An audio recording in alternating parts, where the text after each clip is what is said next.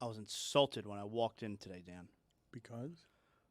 So I'm a little bit off today, all right? Number one, I have a sty in my eye. It's throwing my whole game off. That's number one. And you were wrong about everything that you thought was going to happen in sports over the weekend. Well, now the gig is up, all right? I don't know anything about basketball.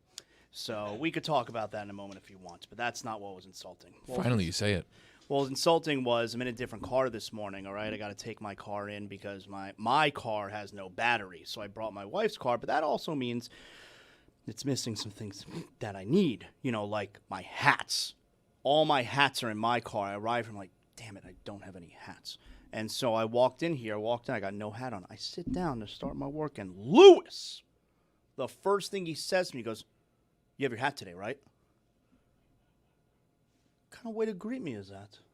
But why is he greeting you like that? Because he looks bad without a hat. What else can I deduce from that comment? That's clearly what is meant by that. I didn't get a good morning. It was, I have your hat, right?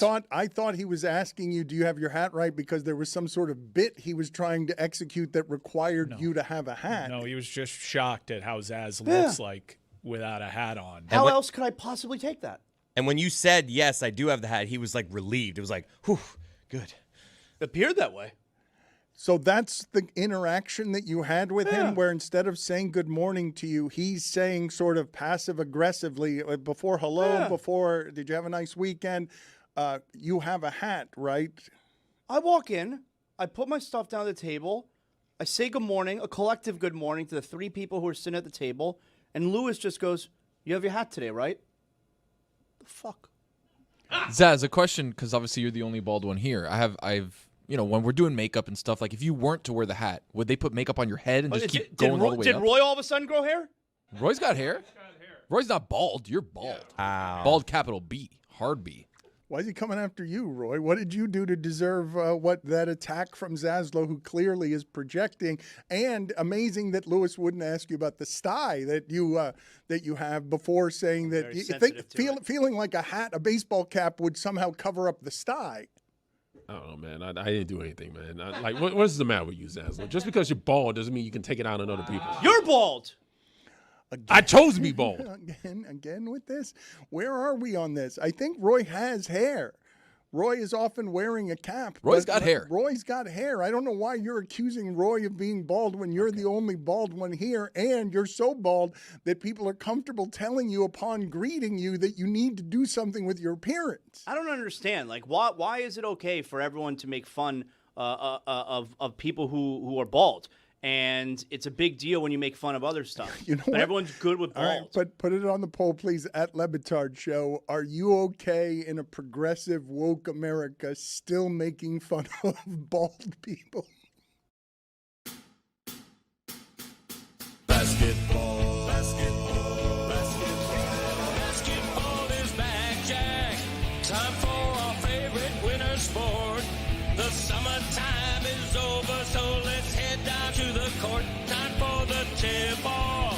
Give me fast breaks on the attack. Will you shoot a three or take it to the rack? Basketball is back, Jack. It's a dream shake down in the post, or a killer cross you love the most. When the offense tries to run and gun, is it man-to-man or box and one? It's big plays and talking smack. That's how you know that basketball is back, Jack.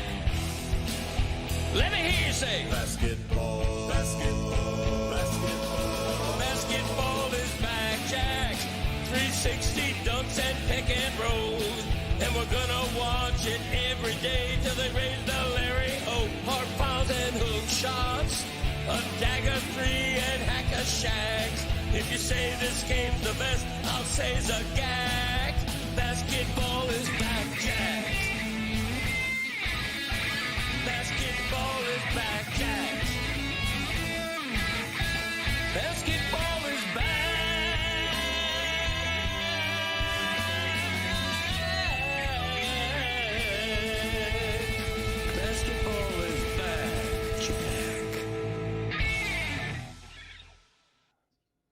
I think it's a pretty rare story to have a defending champion basically feuding with its most ardent customers. I don't think that that's the most normal thing in the world, so we'll get to that Inter Miami story in a second. But another thing that I don't think is normal is Troy Aikman working with the Dolphins while broadcasting games as the biggest announcing team. That is the biggest announcing team there is in football. Tom Brady's not there yet, correct? The biggest announcing team there is in football is Buck and Aikman, correct? Mm-hmm. Or is it Collinsworth and Tirico? What is the biggest announcing team in football? The NFL made Sunday nights its primary primetime focus. That is where the best game goes, and if we're going by that logic, then it's the announced team that broadcasts that game. All right, so put that on the poll, please. The biggest announcing team in football is blank, and then your choices would be only Collinsworth and Tirico and Buck and Aikman. I guess you could go... Nance Romo would probably get a lot of votes. All right, so go Nance Romo as well, and I guess go Burkhead and Brady as well. So that's your 4 big ones. But here is Troy Aikman, who works with the Dolphins and is clearly hurt that he's not allowed to do this job for the Cowboys where he'd like to be doing it, but he's never been asked to do it. Here's Aikman both tooting his own horn and in a sentence saying a really funny thing that he is not self-aware about at all. I think the Dolphins were wise in understanding my relationships around the league and knowing that I have information that they don't have or can't get. And I think they were smart in taking advantage of that, whether it was through me or through somebody else. Right. The Cowboys have never elected to do that, at least with me. Right. Maybe they have with others. But no, I don't feel there's a conflict. But I will say I'm pulling for the Dolphins because now I have something at stake. And I think they hired 2 really talented, wonderful people. And I think that's going to prove itself out. Now, 26 is going to be a tough season because of the cap that took a big hit when they let 2 go. But, time will tell. But, yeah, I'm pulling for them. I want to see them do well because I feel like my fingerprints are on it as well. Zaslow, do you think Colbert's last show is this week is the #1 late night show in America? Do you believe that I can replace him successfully simply by playing this sentence from Aikman over and over again? I don't feel there's a conflict, but I will say I'm pulling for the Dolphins. I like it. What's his conflict, right? He's calling Monday night games. They don't have any sort of primetime games, so it's like, I root for him. The Dolphins are among 5 teams that don't have any primetime games. They're all the worst team. Does anyone care? Does anyone care at all? Because you seem to care on Brady.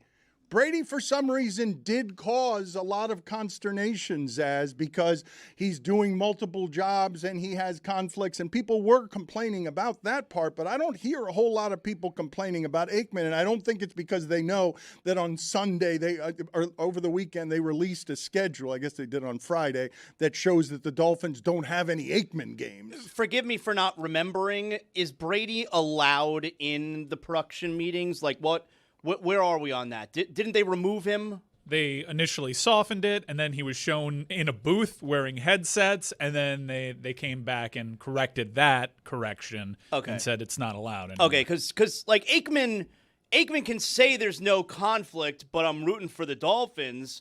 I mean, there is a conflict because it doesn't matter that the Dolphins aren't on Monday Night Football. It matters that he gets to talk to teams in production meetings who the Dolphins are going to play throughout the entire year and use that information to give, the team that he works for and that he's rooting for because, in his words, he has a lot at stake. I don't feel there's a conflict. It's a conflict. I don't feel there's a conflict. Now, I like the conflict because I'm a Dolphin fan, but it's a conflict. I don't feel there's a conflict, but I will say I'm pulling for the Dolphins. Well, all right. Do you guys believe what he's saying there, that he has access to information that others don't have, that the Dolphins cannot get the information, that Aikman, that there's information unique to Aikman that the Dolphins don't have another way of getting that's not through Aikman? For what I just said.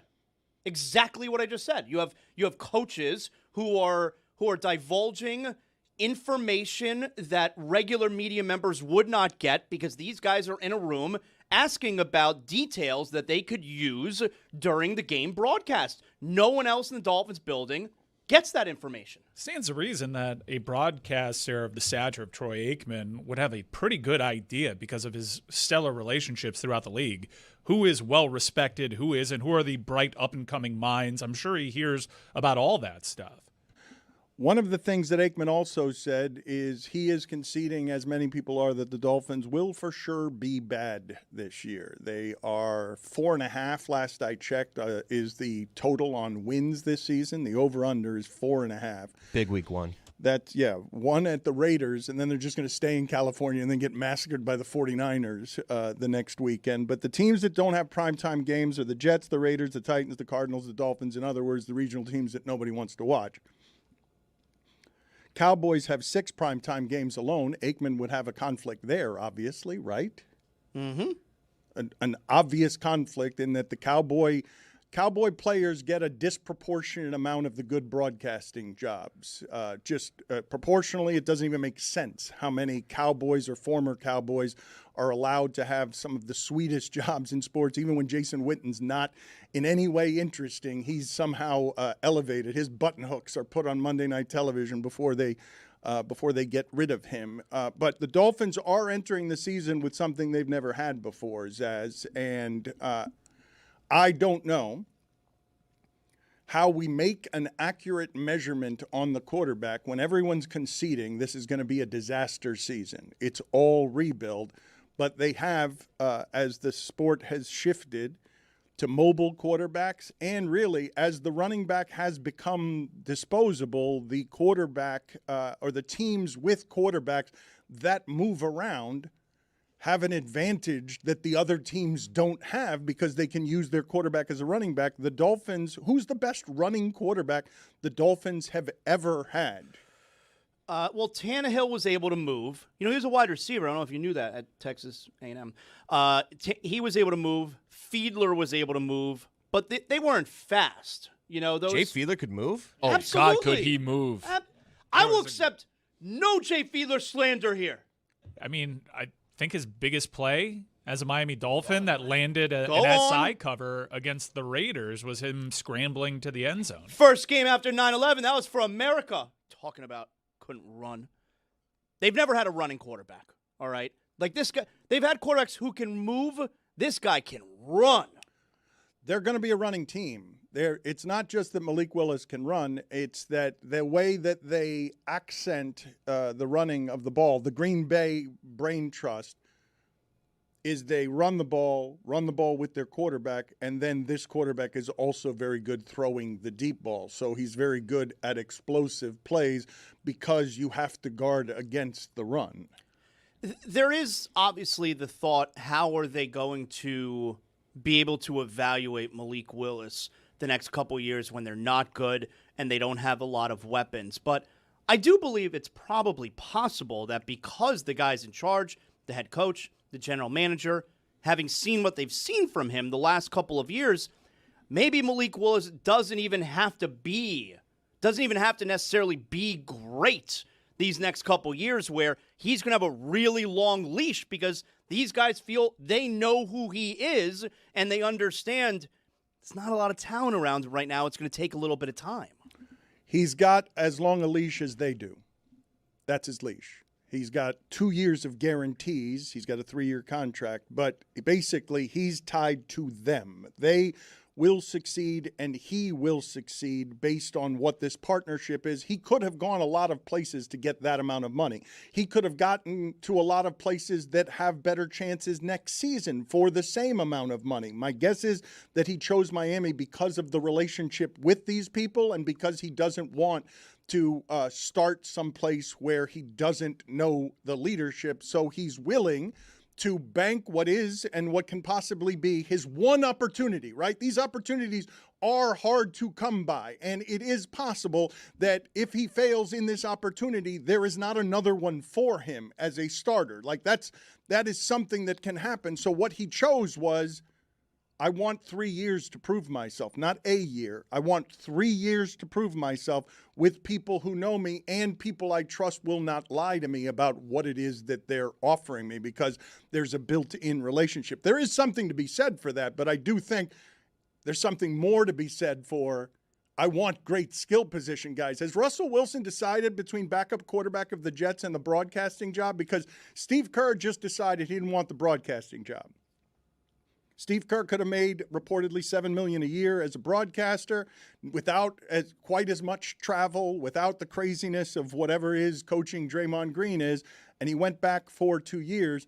But Russell Wilson right now is weighing Jets or broadcasting, and I'm assuming broadcasting is tempting because he doesn't want to be the backup for that franchise with that leadership. I'm guessing. He hasn't made the choice yet, but I told you guys last year that I thought Russell Wilson to the Giants would be sad, that I was sad for everything that Russell Wilson has been, and to see him go to the Giants made me sad. To go as the backup of the Jets, to just hang on to the fringes of the league when you have no chances of any kind of success, 0% chance of success, makes it awfully tempting to be in the broadcast booth and not get hit. Quick update on the Miami Dolphins' best rushing quarterback of all time. It is Jay Fiedler, who has the most rushing yards by a quarterback in the history of the Miami Dolphins with 321 yards. Hell yeah. Ryan Tannehill, 311. David Woodley, 272. Jay Fiedler again, 267. And to round up the top five, Ryan Fitzpatrick with 243. How many career yards did Jay Fiedler have rushing the football, and how many career yards did Dan Marino have rushing the football? I want to guess Marino. It'll probably be negative yardage for his career. Don't you think? I don't think it'll be negative. I'm going to go with 18.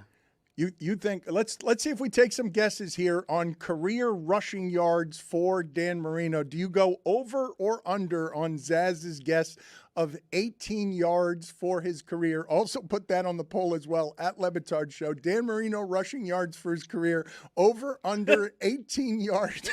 Can I get a hook on that? 18 and a half or it's not? Basically a yard a season. Yeah, we got to go half. Make it a half. 18 and a half. He averaged 1 yard per season. Can't have a push.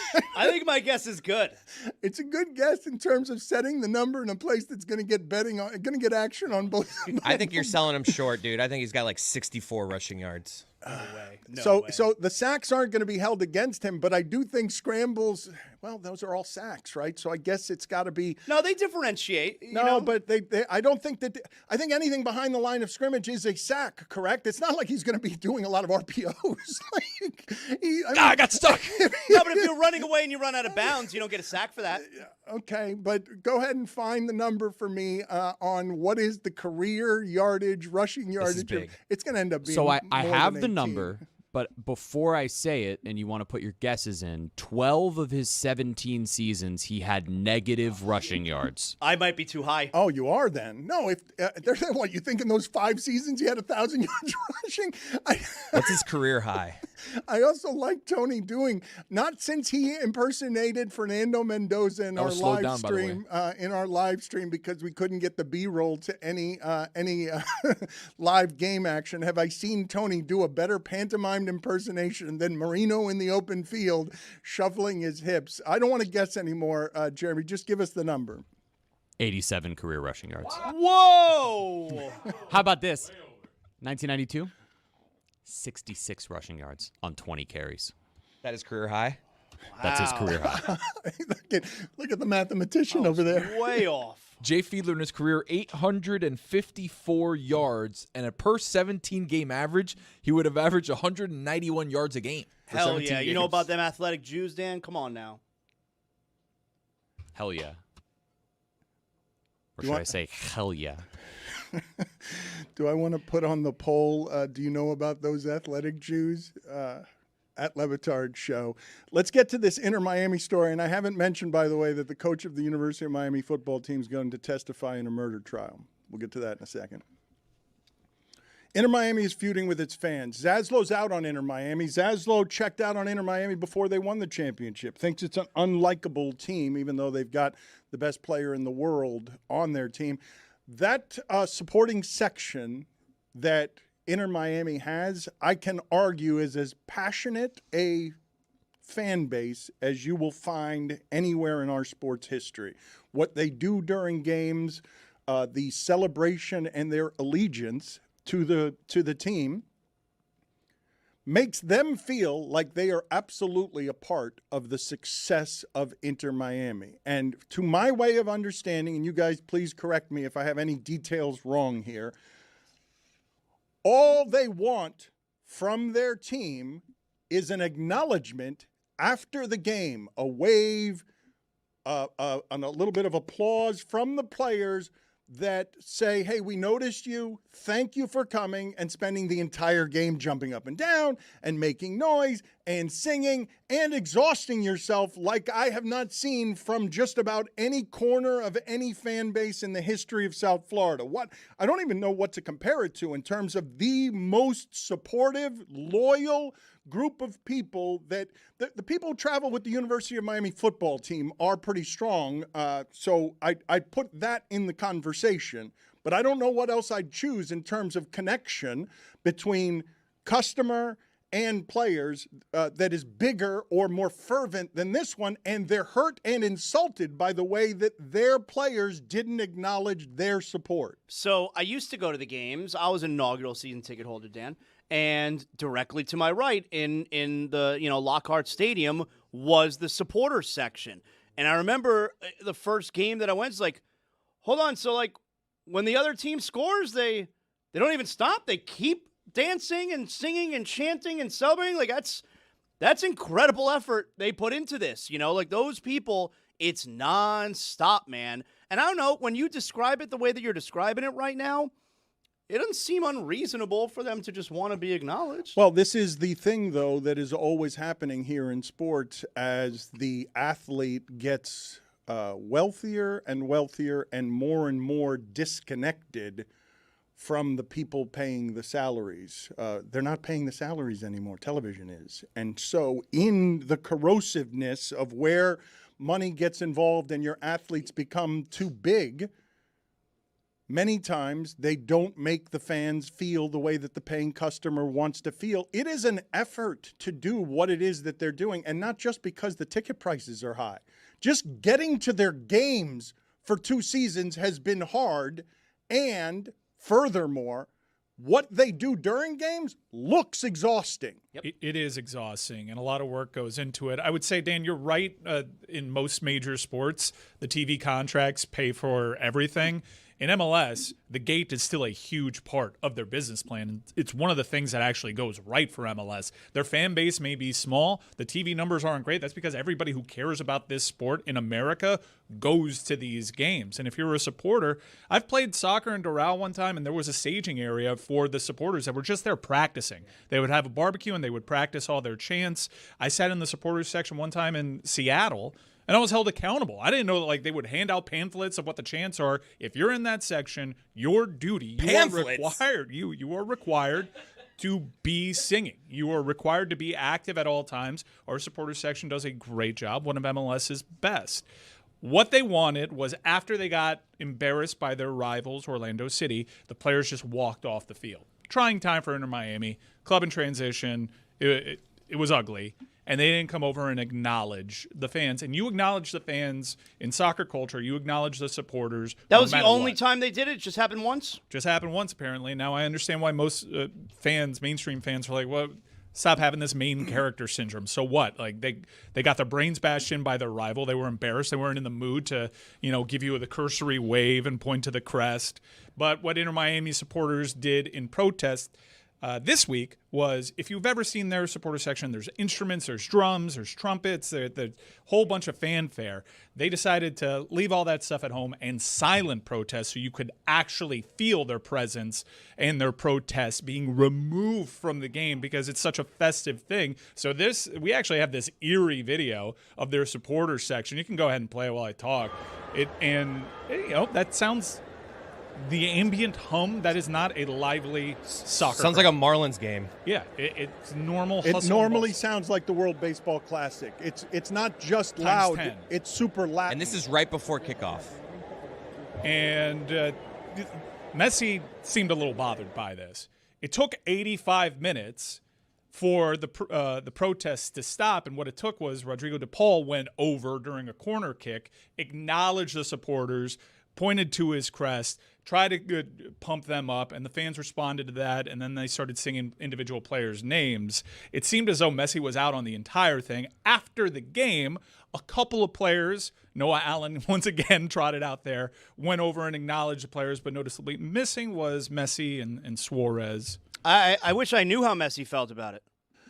It seems clear from the Miami Herald, one section of La Familia, they chanted in Spanish, players salute your fans, acknowledge your people who ask nothing else of you. And Messi stood at midfield with his hands on his hips. He was listening, but it seemed like he was looking on disapprovingly. He seemed to scold them with a finger wag. It seemed like he was showing Matumbo. displeasure at their protest. And this is an interesting conflict to have.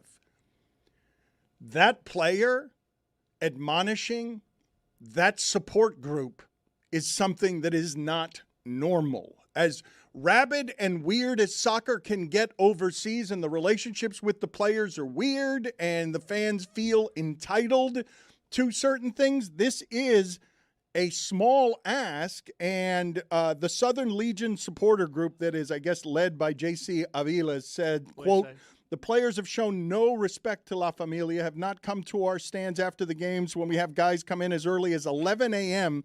to set up our tailgate and set up our flags inside the stadium.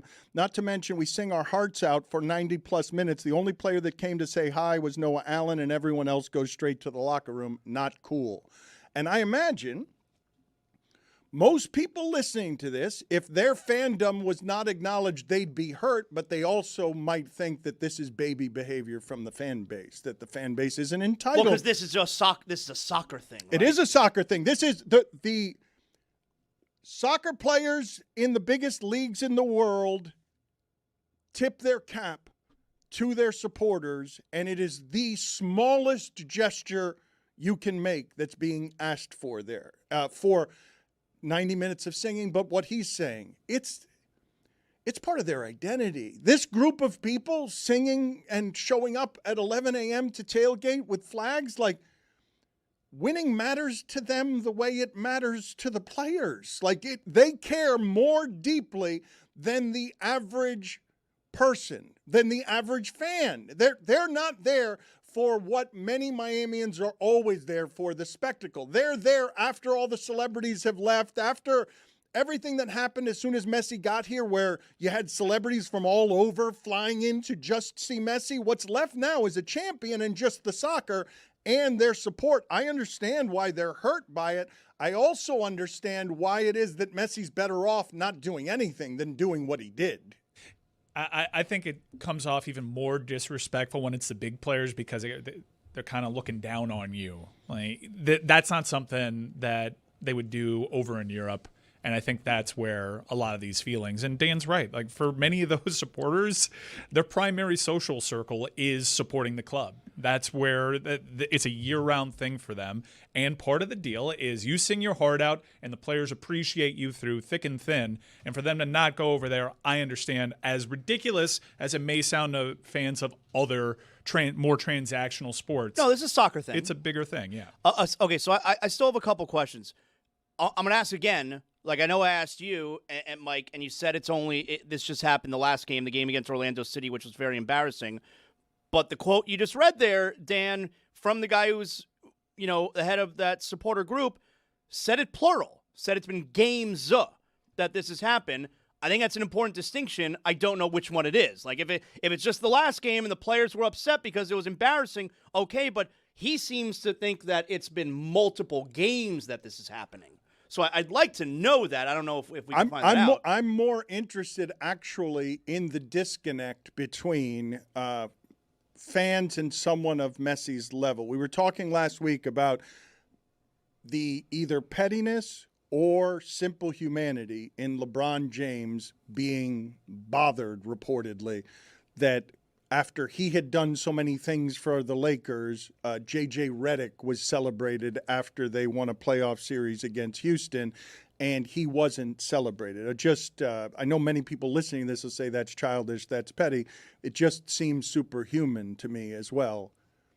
Do you think that Messi feels underappreciated in any way when he feels like he has been the most important thing in that sport? His contract has been both excessive and worth every penny, given what it is that he has delivered. Do you think that he's gotten so much support for so long that he feels totally comfortable standing at midfield and admonishing his customers from on high? Do you feel like it is possible that Messi feels like he's not appreciated enough. I mean this in the most respectful way. I don't know what thoughts he has. He's about football, and that's what Messi does. But he was comfortable standing in midfield and bothered admonishing the customers. Unless we're reading the situation wrong, because he's not. Zaz is right when he complains. We don't, and you're right when you complain. We don't know what this guy's thinking because he doesn't actually tell us what he's thinking. I feel like it's not underappreciated. I think he looks at, I've given you guys a lot here, and you better cut me a little slack. Like this, after one game of not coming over you, that's what you're doing? I've never seen a team do this anywhere. I've given you a lot here. Not underappreciated, but just I've given you a lot. If he feels comfortable enough to admonish them, he clearly doesn't think he's in the wrong. He thinks they're in the wrong for not supporting him all the time with their song. What a ridiculous sentence. I mean, they sing his name constantly. If I were to psychoanalyze what's happening there, the hand wave kind of seems like, what are we doing? This is MLS. We're winning our first game at home. I just bossed this game again. I'm Messi. One I'm of pretty the awesome. sickest passes I've ever seen. This is pretty sweet, right? Like we're doing all right over here. Let's settle down. You're not the main character here. And that's where, if I'm an Inter Miami supporter, I'm like, look, I've been here before you. I'll be here after you. I commit like year round to this thing. The least you can do is just stroll over here, give me a little clap and a little point to the crest, and be on your way. When that fan mentioned that it's been several matches, it's probably been several matches for certain key players, and that's what they're seizing on, because what we saw in this protest against Portland really stemmed just from the Orlando City game, which had a lot of issues with it, and that was just one of those things. I want to hear more about them serenading him in song. The part that I want to laugh at a little bit with you guys is the singular absurdity in, I'm used to guys feuding with their fan bases because their fan bases are booing. I'm used to guys feuding with their fan bases because their fan bases don't show up. I'm not used to the people sitting there paying and they're just silent. They're not actually, all they did was take away their song. Like, they're not saying bad things. They're not booing you. They're not being actually disrespectful. They just removed their song. And Zaz is calling it a protest. As far as protests go, I can't think of a limper one than I'm not going to sing for you anymore. I wonder how many other supporters were just like, this is nice. We should do this more often. Yeah. I actually see it the other way around. Fine. I imagine it being at some point, the supporters, they turn like, can we start yet? Like one guy singing, it's like, oh, hey! They probably feel like they were hurting the team while they were actually just hurting themselves. They left the experience feeling less full even after a victory because they weren't allowed to serenade their favorite Somebody players. had to, who doesn't follow the news, of like, hey, you want to go to this game on Saturday? Let's check out the supporters section. I heard it's really fun. And you just like have no idea any of the drama, and you walk in there, you're like, quiet. I don't know what's going on today. It's weird because you look at the surface of it all. This was their first home win. They didn't kind of need you, right? Like, it worked out fine for the players there. And they capitulated immediately once Rodrigo de Paul went over there and gave them the slightest gesture. That's all it's required, really. It's just all they want, for the people confused here, all they want is to look in their direction, give the little above-the-head golf Seems clap. easy. That's all they're looking for here. a point. A wave. Just point. Yeah, you guys, appreciate you for singing. And when you explain it that way, then you go back on the fan side, and it's not much. Right. It is very easy and expected. And apparently it's a soccer thing. It is in all levels of soccer. See it after every game. Now, I know Inter Miami's fan base, especially their most ardent supporters that belong to supporter sections, it's more of like a South American feel. So it's like even more insulting because it's part of legitimately their culture. I want to entertain what Chris Cody is saying, though, because I know a lot of people who are going to their first Inter Miami games now that it's over here. And so there are people having their first experience. And so when you tell them, look, you're not going to believe what happens in this supporter section. Have you seen the World Baseball Classic? Like, this is got flavor. It's got noise. You're not going to understand the languages. They're allowing trumpets and all sorts of musical instruments into the stadium that are weapons in other stadiums that aren't even allowed in. You're not going to believe how crazy this is. And then you get there, and there's just a silent protest, and no one there is speaking English to explain it to your English friends, your English-speaking friends, that they're singing songs in Spanish. And now it's just not only not song, It is protested indifference meant to be quiet on purpose. Quieter than they would normally be by miles, but quieter than any group of people would be, even if they were at church. Like somebody had to miss the memo and came like walking into the section with a flag, and they're like, "Yo, check your email." You're embarrassing us. It was a and then WhatsApp. He has to like awkwardly put Yeah, down this definitely. gigantic flag like below his feet. Like, what am I supposed to like walking back out to his car? Like, I brought it in. I didn't see the Slack. You've I insulted don't think La the supporters Familia. have Slack. I don't think they have a Slack channel. My bad. Look, this one's easy for us to actually be on the right side of sports fandom. I just a little bit more dedication to those that come out there, because I've traveled the world. I've seen a lot of supporter sections. I've sat in several, especially in MLS, and this is one of the best supporter sections, certainly in this country when it comes to soccer, and they deserve the absolute best. Let's think about, though, what it is that we're talking about here, okay? And I just want you guys to imagine Messi having breakfast with his family and being like, really? They want me to point at them. I've got to point at them, or they're going to withhold their song. Did you see the pass I just made? Here, you want to hear Taylor Twellman? I'm 38 years old. I'm running around near the Miami airport. I'm the best soccer player in the world, and I'm playing in this league against plumbers, and I'm sitting here, and there are too many lights near the airport here. I'm scared of planes flying overhead, and this is the goal that I provide for you, the excitement. 38 years old, and yet he's still moving like this. Oh my goodness. Oh my goodness. The rest of the world better beware. While he's been publicly indifferent on the World Cup, if you've watched anything over the last 3 or 4 weeks, he's ready. And the world's ready for the greatest of all time to defend his World Cup title. For those of you who can't see that, he's dribbling among 6 players there and passing the ball. They're all afraid to trip him in the penalty box, so they're being a little too careful. I mean, they're right on him. He's doing this in a phone booth. He took on, in that one clip, he took on 5 defenders, and in one moment in the box, he took on 3 with the ball glued to his foot. That is just insane skill. Just wave to supporters. Yeah, just do that. And you can knock the talent that he's doing this against. Like, that is not enough space for a human to go through traffic with a soccer ball attached to their foot and make something out of it. That is skill that'll translate against elite clubs. I understand that we're fans, but do you guys not think that the fans listening to this are like, come on, La Familia, like, really? You want you're going to protest and withhold your song because he doesn't give you a finger point after the game? Like, I'm a fan. We're fans. We love these things that make us feel things and take us away from our daily lives. But as far as protests go, we can agree there has rarely been a protest for something smaller and less important that would cost Messi or any of them.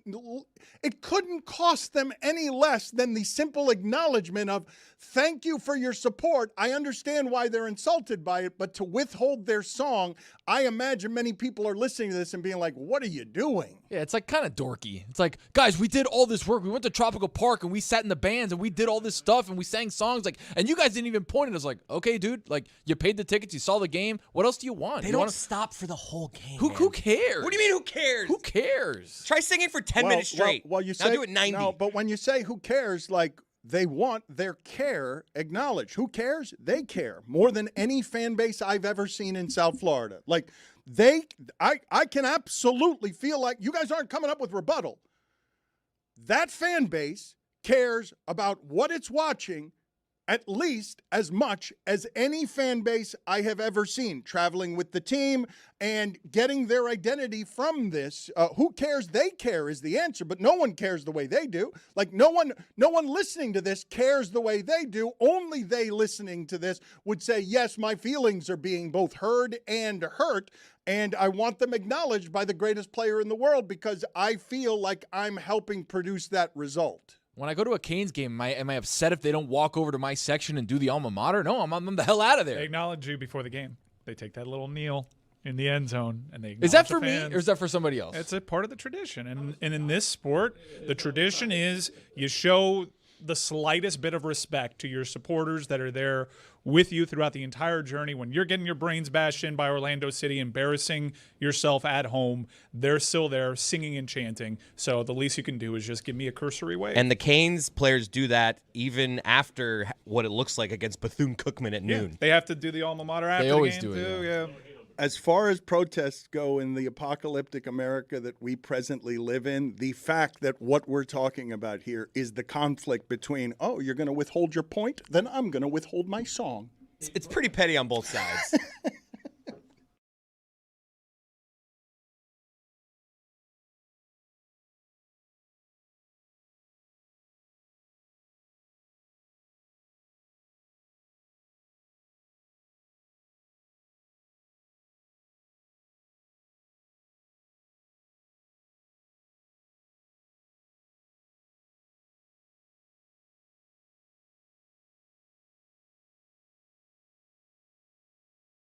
Chris Cody and Roy revealed this to me. And Roy, I don't know the context of what it is that you guys were talking about that revealed this about Chris Cody. Yeah, Chris asked me what the sound from the first down for the Dolphins games were. And I said it's just a noise I've made throughout my entire life. It's just like I just did it. Hoo-wah! Yeah. And to me, that's another Miami Dolphins first down. Well, let's find out. Hoo-wah! Let's find out if your dad knows, because he's not a real moviegoer. Instead of impersonating the sound, do you have the actual sound? Greg Cody, do you know who's making this sound? hoo-ah. I do. Clark Gable. Come on. It's the famous actor. Rock Hudson. Oh, this is great. He doesn't know it. It's the No, it's the famous actor. And I got to pin his name down because I don't think You should be able to say this immediately. I don't think it's Robert De Niro. No. Hoo-ah. But I think it's In the neighborhood. In the neighborhood. Give me a second. Hoo-ah. Robert De Niro. Humphrey Al Pacino. Hey, there you go. If someone said that in his headphones, you're fired. Now, No, what movie? nobody said What that. movie? It's APEC. What movie? Streetcar Named Desire. You ain't you. No, you're not man enough to know the truth. Something like No. That's a few That's good the one I men, bought. and that's a few brutal. good men. Good answer. Good answer. And it's That not, is you're not brutal. man enough to know the truth. I You can't- can't handle the truth. Still no. That's Don't know? it's a different Damn it. movie. Seriously. Pacino was not Told me in you're it. not man enough to know the truth. That was originally a line. Nicholson ad-libbed. They Put kept it on the poll that at was Le Nicholson. Batard Show. Was Pacino in A Few Good Men? Was a blind Pacino? Okay, who did he say? Who Dad said on a hoo-ah hot in tin what roof. movie?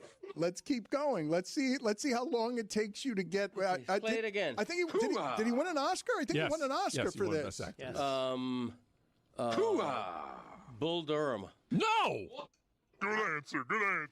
Put it on the Raging poll. Bull. Raging Put it on Bull. the poll. Raging No. It's a bull movie. Just naming De Niro movies. Red Bull. I don't know. Put it on the poll. Was a blind Pacino in Bull Durham? Chicago Bull. And put it on the poll as well. Was a blind Pacino in Raging Bull? First of all, it's a really random thing to have stick in a Dolphins. I say it all the time. No, but it's been for 30 years. That movie's 30 years.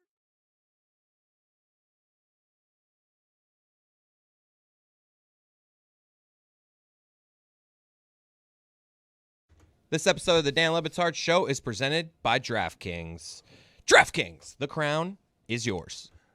Let's continue to just play occasionally for no particular reason. Troy Aikman, who works and is paid by the Dolphins and by ESPN, talking about how he has no conflict. I don't feel there's a conflict, but I will say I'm pulling for the Dolphins. That's top comedy right there. Also, top comedy is we spend all this time talking about James Harden. James Harden in a Game 7 goes 2 for 10, goes 0 for 6 from 3. He's plus 31 in the game, and that is as much of a demolishing as you will ever see by the road team in a Game 7. Game 7s are won by the home team, the better seed, about 80% of the time, Zaz. But basketball has officially changed, and I got a little bit left behind as recently as last week when I was saying, it's going to be like it always is, some form of 1-2 in the West and some form of 1-3 in the East. And now what you have instead, for the 6th time in 7 years, you have a conference final in basketball, Zaz, our most predictable sport, that doesn't have a 1 or a 2. I'm going to say that again because everything has changed with this sport, with the threes, with the absence of close games. The playoffs are not giving us buzzer beaters. Basketball's playoffs are not giving us close, interesting games. This Game 7 doesn't have a whole lot of precedent. I know a few years ago, the team of Devin Booker and DeAndre Ayton lost to Dallas at home in a Game 7. But I'm going to give the stat again. 6 of the last 7 years, one of the conference finals isn't featuring a 1 or a 2. That's not normal for this sport, and it's a place the sport has changed. And I'm going to say changed for the better because it makes it less predictable, makes the regular season less relevant than it's ever been. But basically the flaw in Detroit is the flaw that you cannot have, which is they couldn't shoot. Their true shooting efficiency is so bad that if you're not in the top third in the league, you're not going to get further in the playoffs. That was still stunning to me, though, to see a Game 7 lost at home that way. And while we spend a lot of time talking about James Harden and Donovan Mitchell, Duren just had as bad a postseason as I've ever seen an all-star have. Like, I cannot remember in my lifetime. I went and looked it up. Not since Elgin Baylor has a player gone from averaging what he did in the regular season to averaging 9 points less. When you look at what it is, Duren had during the regular season, he had 6 games where he scored 10 or fewer points. He had 7 of those in the playoffs. Like, I don't understand why it is that we're focusing on all the other all-stars and this guy's going to skate. He's not going to skate regionally. In Detroit, they're going to know it. But nationally, he's in a contract year, correct? Yep. Like, that is an uncommon disaster. I want to ask you guys, maybe you guys can offer me something here that I don't get. The last couple of years, okay, I've seen that the New York Knicks have, against Cleveland and Toronto, the way they match up is Cleveland and Toronto have no shot against the Knicks. Mitchell Robinson does something to Mobley and Allen that nobody else in the league can do to Mobley and Allen. And Mobley and Allen just did that to Duren. Like that, the reason he looked like that is because those guys are big and they're physical and they play very well defensively, and they ended up making him an all-star. I'm going to say it again.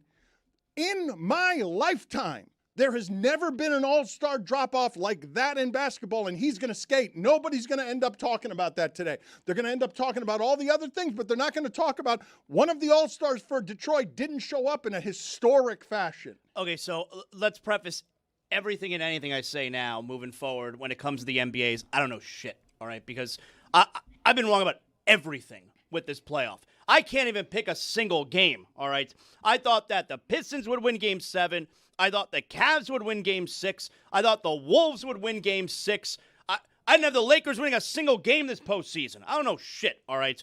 All right, now that we got that out What's of the your way. prediction for tonight? Big one tonight. Oh, yeah, let's all fade Zaz. I mean, I think the Spurs are going to win the series. Oh, good. Okay, thank So God. you got the Spurs tonight. I think the Spurs are going to win the whole thing. So you got the Spurs tonight. I mean, do I have them tonight? I don't know. I haven't won the series. Make a decision, man. I did. I have them winning the No, you championship. didn't. Okay, you made up the There's no 17 bigger different things. How about tonight? decision than who's going to win the championship. Tonight. Give me some time to think about it. Okay. Now, I will say, when it comes to Cleveland, like, they're at their best when their big guys play well. Allen and Mobley. We can talk all we want about Mitchell, and Mitchell was phenomenal last night. Boy, James Harden, that narrative continues. He stunk last night. My God. Can you imagine if they lose that game? Harden's 2 for 10 and 0 for 6 from 3? Oh, he was stunk. plus 31. Look, the team was up by 40 the whole game. His much maligned Game 7 averages He stunk. went down. Crazy. He's terrible. He's terrible. But Cleveland is at their best when their big guys play well. They just don't do it enough. And their big guys were fantastic last night. The Durden thing, I don't even know what Detroit does there. He is going to be a free agent, and you would have to assume his best regular season year of his career, he was an all-star. He's the second best player on the team, presumably. You would assume he's going to ask for a max contract?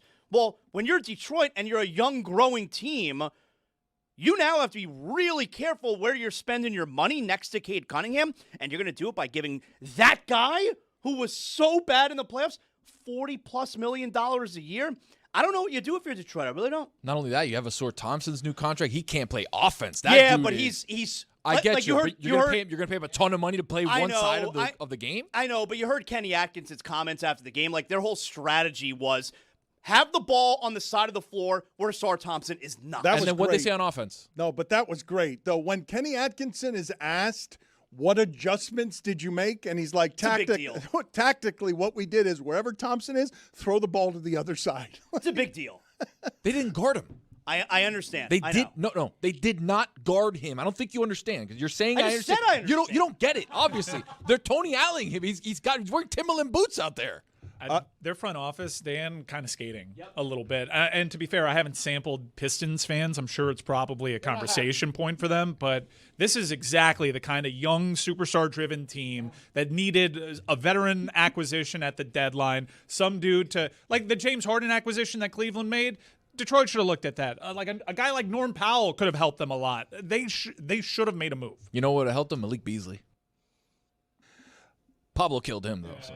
Well, but Duncan Robinson is what they tried to replace that three-point shooting with, and you saw Tobias Harris didn't give them very much yesterday either.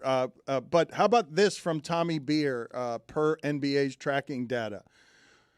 When Harden and Mitchell were defended by Thompson in the series, they were 6 for 33 and had more turnovers than field goals. It's a big deal. What is that worth, Tony? What's that worth? Not a max deal. Okay, but what's it worth? That team prides itself. The way they got to where they got was not shooting. The way they got to where they got is physical and defense. That team won 60 games this season, Tony. Did they win 60? Yeah, there's a much better chance of him improving being able to hit a corner three than there is him being able to improve being a poor defender to maybe the best defender. I'm going to give that stat again because Stan Van Gundy says he's far and away the best defender in the league. But Mitchell and Harden were 6 for 33. They shot 18% when he guarded them, and they had more turnovers than field goals made. They made all of 6 field goals. And Kenny Atkinson says after the game, that's the highest compliment you can give, right? Game 7, what was my tactical strategy? Just keep the ball away from wherever Thompson is. Yeah. Like that is why Kenny Atkinson is their coach. Kenny Atkinson has unlocked some things that never get unlocked in Cleveland unless LeBron James plays for them. But that team, you tell me, can you look up something for me, Jeremy? Because I think Jared Allen missed one of the series against the Knicks. I had to think that Knicks fans were rooting very hard for Cleveland yesterday because they have smoked Cleveland and Toronto the last 3 years. Over the run of Jalen Brunson, they just dominate those two good teams. Those are two good basketball teams. And it's because of what I'm telling you. Jared Allen and Mobley, for whatever the reason is, Mitchell Robinson does something to them that I don't totally understand because he does it to some people, but that front line is formidable against just about everyone else. But it was believed that the key part in them acquiring James Harden was specifically to address the mismatch against New York because Harden does things. He can get to the line, get even Robinson in foul trouble. And I don't know what the sample is after they acquired James Harden. I believe they played once, and Cleveland won that game. Tony, to your point, though, what is defense worth? The Knicks were built to combat the Celtics on the perimeter. Anunoby and Bridges are good perimeter defenders. And so I don't know how much James Harden is going to alter that, but you do understand that the Cleveland Cavalier philosophy in trading for James Harden is we need help to get out of a Game 7. So they went and got a notoriously bad Game 7 player who was notoriously bad in the game yesterday. And yet not since the 1940s have you seen a road team go and do that to a 1 seed in their building. James Harden's last 5 Game 7s, 3 of 9 against Toronto, 2 of 8 against Denver, 3 of 11 against Boston, 5 of 17 against Milwaukee, 4 of 15 against OKC. Harden was available in one of the 3 matchups that Cleveland had this year against New York. New York won the first 2 games without Harden for Cleveland. Cleveland won the 3rd game with Harden in the lineup. But going back to last year, Cleveland actually dominated New York. Since 23-24, the Knicks are just 4-6 against Cleveland, and last season they were winless against Cleveland. So the acquisition here, those first couple of games, what you're talking about is real. Like Mitchell Robinson was a huge X factor, but in their most recent matchup, Jared Allen had 19 and 10, and they won that game. Yeah, but this New York team is completely different than what we've seen from them in the regular season. Like they were just kind of plotting the regular season, like trying to figure everything out. Mike Brown's got everybody, offense, defensively, everybody's playing great basketball. Jalen Brunson's out of his mind. Cat has been incredible in the high post, being able to facilitate. Like that's opened up their offense so much, and plus Mitchell Robinson just grabs every board he sees. So it's going to be a really good front line matchup. Told you guys last week that the change that they made in the last game against Atlanta has made it so that Karl Anthony Towns goes from 1 assist every 36 minutes to 8 assists every 36 minutes because they're playing through him. The thing I was asking you, though, Jeremy, I wasn't asking about Harden. I was asking if Jared Allen missed their playoff series when the Knicks rolled through Cleveland because Jared Allen's a hugely important player for them, and I don't remember whether or not he was healthy or not. I do remember being confused by how stifled Mobley was by Mitchell Robinson. Yeah, Dan's right to bring up the postseason series there because while the regular season numbers don't really play to this narrative, the narrative exists because of what happened in that postseason series in 2023. And I don't know if Jared Allen was actually healthy for that series. He might have played some, but I can't remember. I was wondering, too, by the way, and this is off point. I don't know if you guys read the Steve Kerr article that Wright Thompson did a deep dive on Steve Kerr and why it is that he's returning to the Warriors. Money. But one of the things that Steve Kerr did all of last season that no one noticed is that he was inserting Taylor Swift lyrics in every press conference that he was doing. And I don't think that if Jeremy had been covering the Warriors that he would have been able to do that with it being able to escape. Never would have gotten away with it. Everyone's attention. I can't believe the lack of journalistic integrity. Taylor Swift is essentially the new Springsteen for white sports reporters. It's unbelievable that this generation's white sports reporters did not figure this out around Steve Kerr. How could this possibly happen? And All Too Well of all songs, Dan, the #1 song in her catalog, I can't believe he got away with this. It's ridiculous. Shake it off? Are you telling me to shake it off? He's saying that Taylor Swift is Bruce Springsteen for the modern-day sports writer. That's in no way true. Cannot be true. Put it on the poll. That's a disgrace. You if guys, it is. other white guys have to have some other guy, right? It can't be that. Well, as I mentioned, Colbert is having his final show on Thursday. It bums me out for a number of different reasons. He's got a hell of a guest list, obviously, all week, and Bruce Springsteen is going to perform at some point.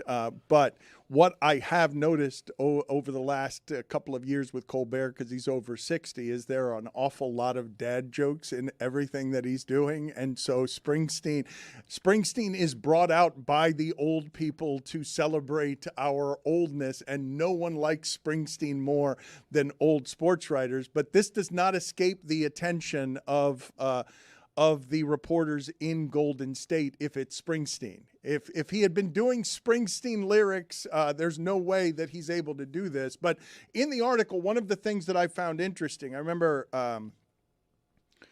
we didn't talk at all last week about how prosecutors are indeed going to be able to get Tiger Woods' prescription history.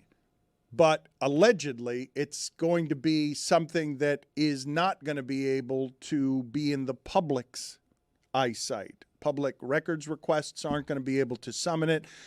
I don't know if that's going to be able to stay quiet. I would think attorney-client privilege would make it so that legally and ethically it should stay quietly, but I really don't know whether that's going to stay quiet once it gets into some hands. But I was telling you that Tiger Woods, through all of those back surgeries, must be in a great deal of pain. And the thing I took away from that Kerr article is I had no idea how much physical pain he's in. He's in physical pain all the time, the way Phil Jackson was in physical pain all the time because his back is all screwed up, and it causes an assortment of pain, including like pressure behind his eyes that causes migraines because he's always in physical pain, and he's had 3 back surgeries. Tiger Woods has had how many back surgeries? It's more than twice as many as that, and that's just on his back. So I assume that whatever prescription problem that Tiger Woods is dealing with, and I've read that he is doing his rehab in another country in order for it to have privacy. He's not doing whatever is rehab here in terms of attending to his problem. But I would assume that the amount of pain that Tiger Woods is in is the reason that he's having trouble with prescription medication. I don't think it's an unreasonable leap to make, given that you're talking about that many back surgeries. I think it's 7. It's at least 7. Okay, thank you. And on Steve Kerr, remember, he missed an entire season. Right? Like Luke Walton came in and stepped in and was a coach for the Golden State Warriors. Like, where was Steve Kerr? He was out. He couldn't coach. I think all the time we underestimate pain. Steve Kerr having this kind of pain and flying around all over the place, he must really love Steph Curry in order to. You say it's money related, but Steve Kerr could have made $7 million broadcasting, and reportedly the deal that Steve Kerr was going to have meant that he didn't have to do any of the hot take stuff. Like he didn't. ESPN wasn't going to make him do all the shows. That's the fun stuff. I mean, I see Kenny Smith's on First Take all the time. I'll bet that's the only thing he wanted to do when they moved inside over to ESPN. Wilbon has like 14 layers on Get Up.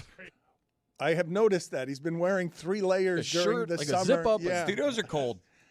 I have. That's true. Actually, that's a good point by Christopher. None colder than ours in order to keep me from sweating or making my sweat freeze anyway. There are a couple of people who have issues right now with a couple of ESPN people. We've got Shams has evidently pissed off the people at Prime because he announced the MVP yesterday. How are we feeling about SGA as a 2-time All-Star? He's gonna be I'm sorry, 2-time MVP. He's going to be one of the most decorated players before the age of 30, and I don't think people regard him that way. Do I have this wrong?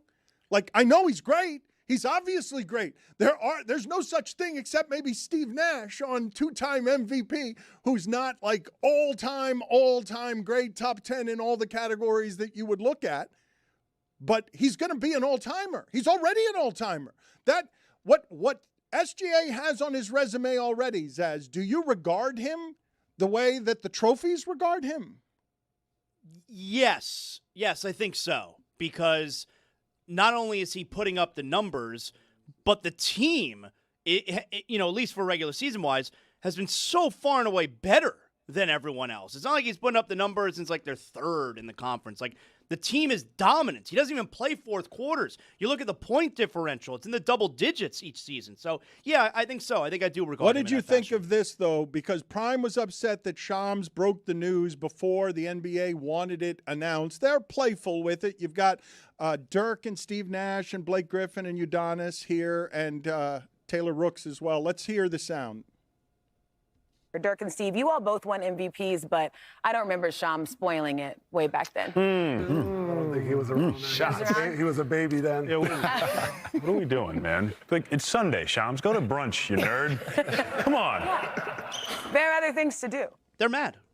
Yeah, they're definitely mad. Like, that feels like that was them responding to. It feels like that was them responding to the management at Prime being angry, where they were supposed to announce last night the MVP, but they not even they got scooped. Like, I'm sure a lot of reporters knew what the end result was, and Shams decided, hey, I'm going to let everybody know.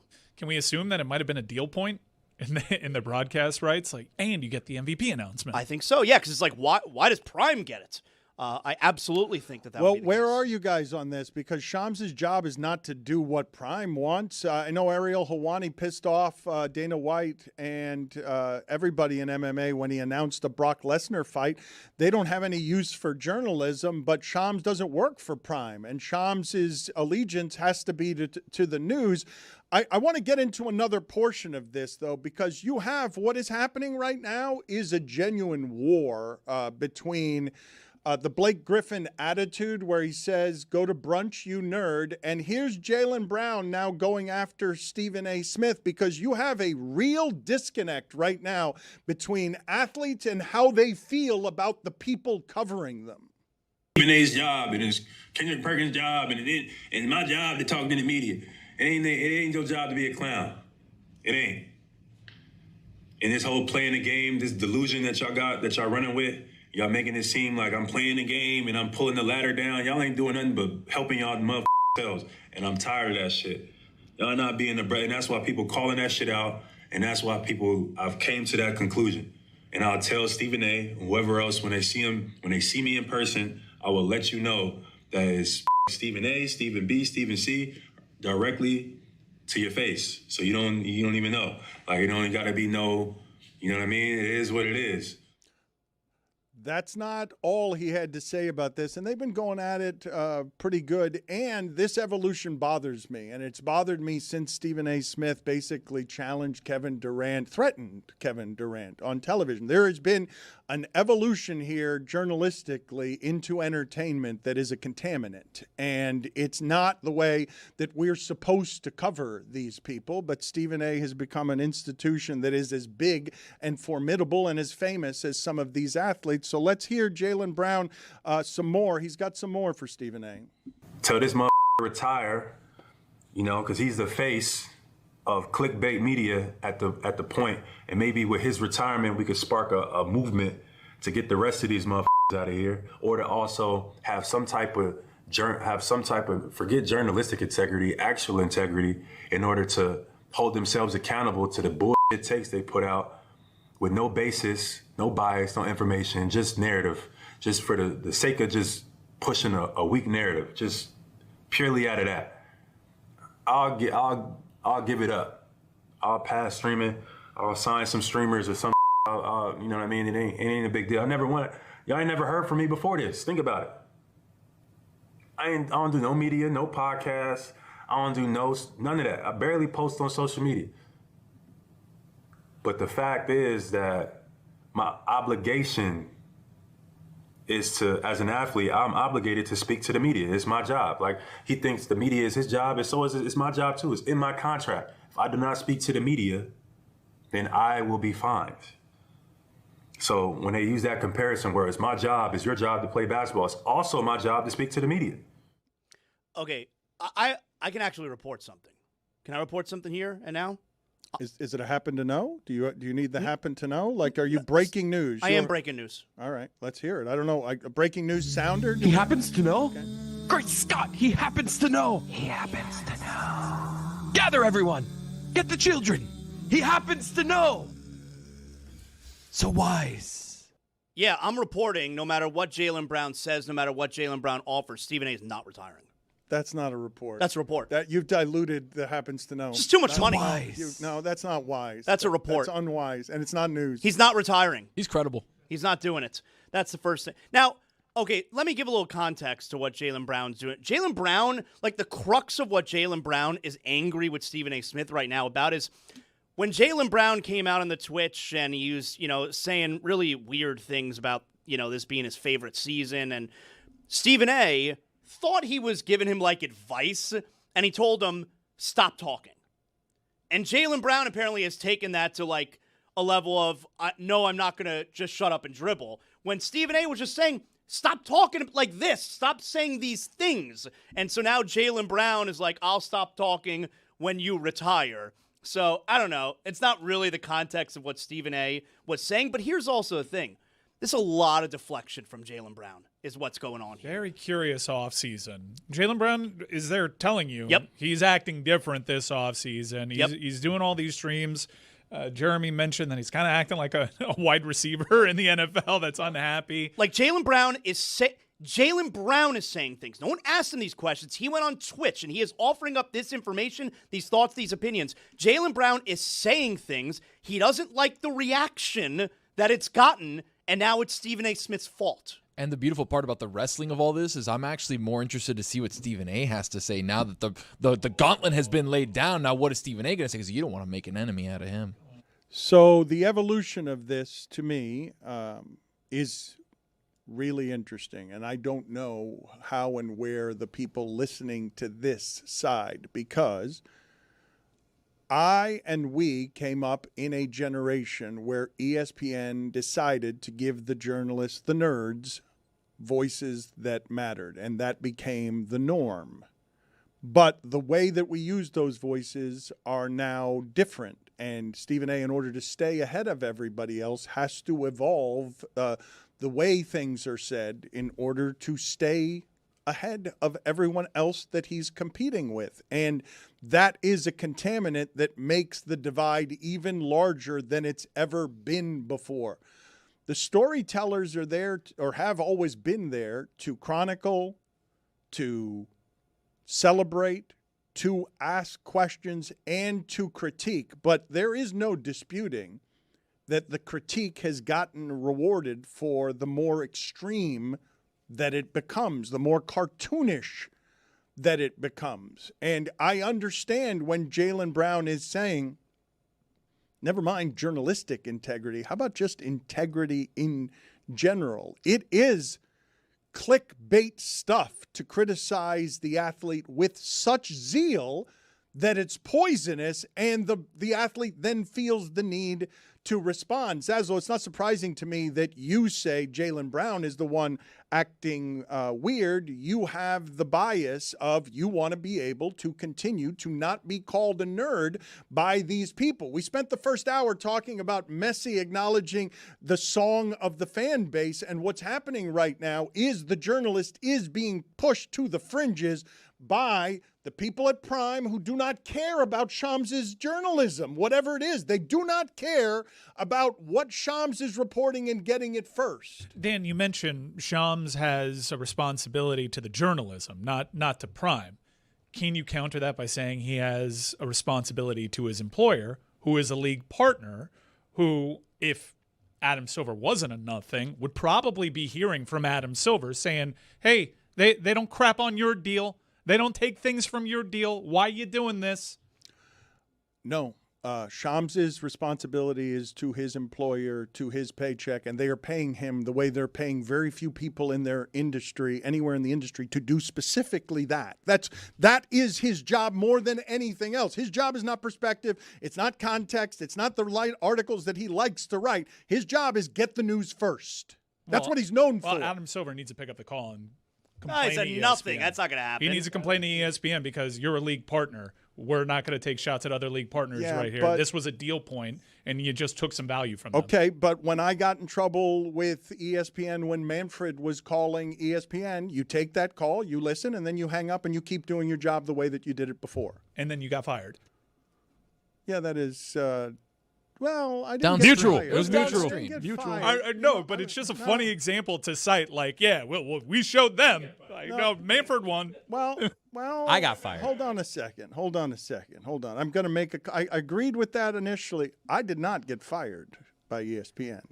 If you think them giving us all of our intellectual property and all of our money is us getting fired, that's not fired. That's not the way most people get fired. I got fired. Right. They got you out of there. They got me out of there after I lost the protection that could fight Silver, because partners aren't always partners that agree on everything. Partners are business partners that sometimes understand that you can be at odds on certain things. And so if you think that on my list of offenses at ESPN, the Manfred thing doesn't even rank in the top 10 in terms of really? Yeah, you were that bad? I should put together a list. We should put the kids in cages. Man's auto parts, battery. Yeah, I don't. Be curious to see what Dan thinks the top 10 is. The Billboard. Okay. Come up with your own top 10, and I'm going to come up with my top 10 to find out. Let's see who gets close to the truth. We'll do it before the end of the show. Actually, we should do it as a top 5. You come up with your top 5, and I'll come up with my top 5. And absolutely, Manfred. Getting Dana White mad at me was a lot worse than getting Manfred mad at me, and that's not the reason that we were let go from ESPN either. I think my biggest problem with what guys like Jaylen Brown are saying and complaining about is so many of these guys, they don't know what journalism is, and they definitely don't know what the media's responsibility is. And in this case, like Jaylen Brown keeps talking about this, in referring to Stephen A. Smith, that's not journalism, that's not journalism. Stephen A. Smith stopped journalism a long time ago. First Take is not journalism. He would not agree with that. He would not agree with that. He identifies first and foremost as a journalist. Well, he is a journalist, but First Take is not journalism, okay? So Jaylen Brown thinks that what he sees on television is is Stephen A. Smith doing journalism. No, it isn't. And then he lumps all of that together, and we need to change. We need to get back to this journalism. It'd be like if I was watching Jaylen Brown play a game of basketball, and I then say, wow, NBA players shouldn't be allowed to dribble with their left hand because that's terrible. Like, no, there are other really good players who can dribble with their left hand. There are really good journalists out there and really good journalism out there that is for you to absorb. The problem with that, though, is that Stephen A. says he's a journalist. Right? Like, because if he's saying... But Jaylen Brown doesn't have a good understanding then of what journalism is. He doesn't have to. It's not his job. The way that we present this stuff on television and the way that we talk about all of it, not one person in this room outside of Dan would say that they're a journalist. Like, Stephen A. is a former... Right, but, like, you're doing... What am I doing? You're not a journalist. You're not a journalist. And to be able to run with the hot takes that we do... It's a different thing than what journalism is. And the problem generally with the masses, with quote-unquote fake news media and all of these things, is we've spent so much time distorting what's a journalist and what's a media personality that people like Jaylen Brown, who's an intelligent guy, can't articulate the difference. I disagree with you guys on a couple of fronts. First of all, I do think Jaylen Brown does understand what journalism is, and I do understand how he would view what Stephen A. Smith is doing and say that's not journalism. Because I would say much of what Stephen A. is now doing is not journalism, even though some of what he does is still journalism. But let's go back a step and let me ask you this question. Just because ESPN made it the norm, and the way that ESPN made it the norm is because they decided they wanted the credibility of newspapers in their facility. That's what they wanted. Why do sports have to have that? Because Dana White is saying, I don't want that in my sport. Get it out of my sport. I don't want it in here. Why does sports have to have that? I understand why we're arguing on its behalf. It's selfish and totally self-serving for us to argue that we should have a voice. But I totally understand why the player is saying, why do I need that here? What does that have to do with, like, come in here, report, and be some version of fair? Now, we will have different disagreements about what's too personal, what's over the line. We cannot argue that what First Take is presently doing is journalism just because a journalist is sitting there, any more than I can argue that what we do here daily is journalism just because I'm sitting here. Oh, they're going to say because I'm sitting here. It's been a long time since I did journalism, and I understand why these athletes would look at, hey, Shams, nerd, get out of here. Don't need the news 10 hours early. Look, man, I did something yesterday. I don't know if you guys have gotten used to this. I'm checking in with the Marlins-Rays game on Peacock at noon. I'm checking in with Game 7 on Prime. And please, don't lose sight of the fact that it is hard to do what Prime is presently doing, where Game 7 goes off without a hitch and it's normal. Like they just got into this business. They're hosting a Game 7 and they're doing it exceptionally well. There aren't glitches. There's nothing there. And they don't need to do journalism. The people objecting to Shams there, where were the journalists on that screenshot when you saw Udonis, Steve Nash, Blake Griffin, Dirk and Taylor Rooks. Where was the journalism? Taylor's the journalism, but that's how Taylor is the way that athletes would like the media to behave.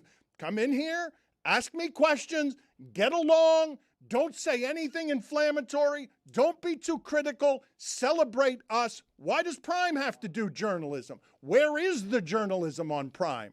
Where is it?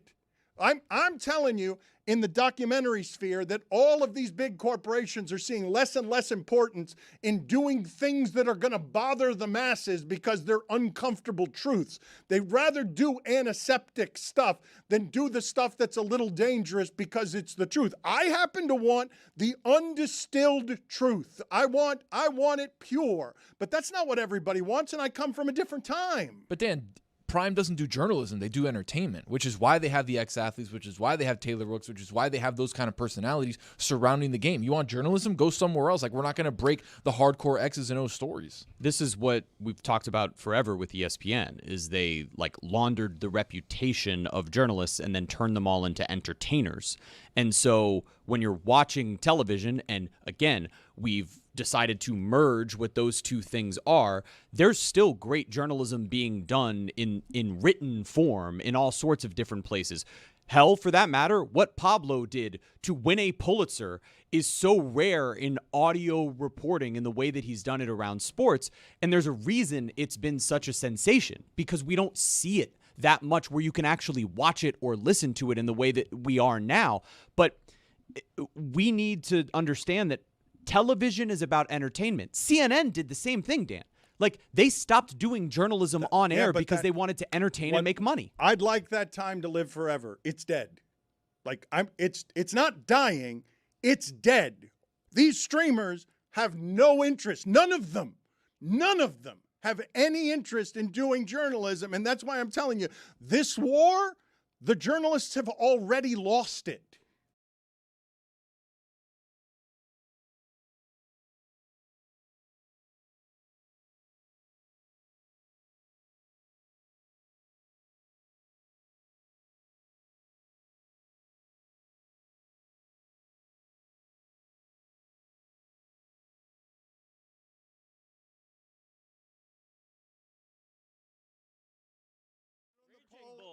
Put it on the poll. No! It's a bull movie. Just naming De Niro movies. Red Bull. I don't know. Put it on the poll. Was a blind Pacino in Bull Durham? Chicago Bull. And put it on the poll as well. Was a blind Pacino in Raging Bull? First of all, it's a really random thing to have stick in Dolphins. I say it all the time. No, but it's been for 30 years. That movie's 30 years old. I don't want to tell him what the movie is. Keep guessing, Greg. Keep trying to guess what the Al Pacino movie. How many Oscars has Pacino won? Because he A Few Good Men. You already guessed that, and we already told you that it's not A Few Good Men. Okay. And you're not man enough to handle the truth. Right. Okay. Classic line. It's got a military theme to it. I just can't come up with a name. It's not a military theme, but I think he's a former military guy. Okay, He was a colonel. There you go. Colonel Sanders. I don't know. I'm never going to get it. I don't know movies. Wow, it's his only Academy Award. The Scent of a Woman. See? I told you I was going to get it. Your son had no idea where that sound was from. This is two generations of idiot. Pop culture idiot. I knew it was Al Pacino. Greg, you cannot listen to what you just did for the last 4 minutes and say that that is some sort of expertise that you're bragging about. First of all, I speak for moviegoers in general. Al Pacino and De Niro are always interchangeable. They're always mistaken for each other. They're the same person. De Niro could not have been the devil. They've won the same awards. They're like the same people. They were only in one scene together, like in their movie careers. I know, but they're parallel lives. And you know it. Put it on the poll. Do you often confuse De Niro and Pacino, and you know it? At Le And you know it. Show. You're going to have to wait for that one. Exactly.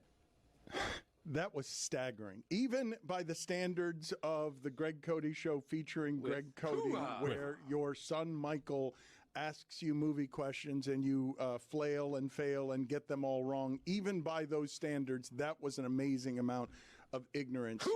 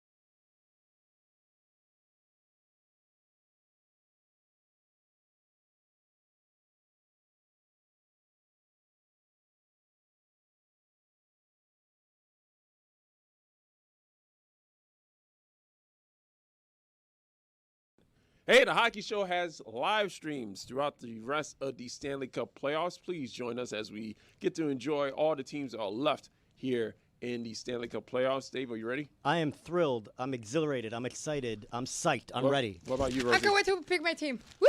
It's the second round. You're No. picking a team. I'm picking a team now. Ethan, Bye-bye. Ethan, what about you? Always fired up to watch some playoff puck, Roy. All right, the Hockey Show. We're doing live streams of the Stanley Cup playoffs throughout the end of the playoffs. Please join us.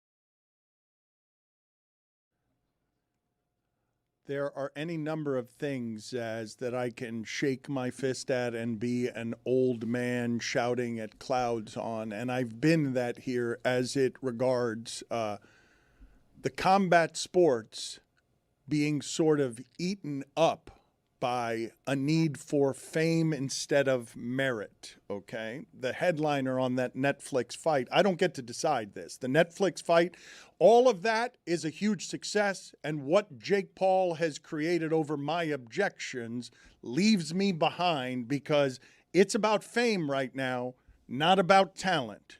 That is not what should have headlined your Netflix fight, but the reason it's headlining your Netflix fight is just because of the novelty of two past their prime fighters who happen to be pioneers in women's fighting, which Jake Paul has done a great deal for, more than most.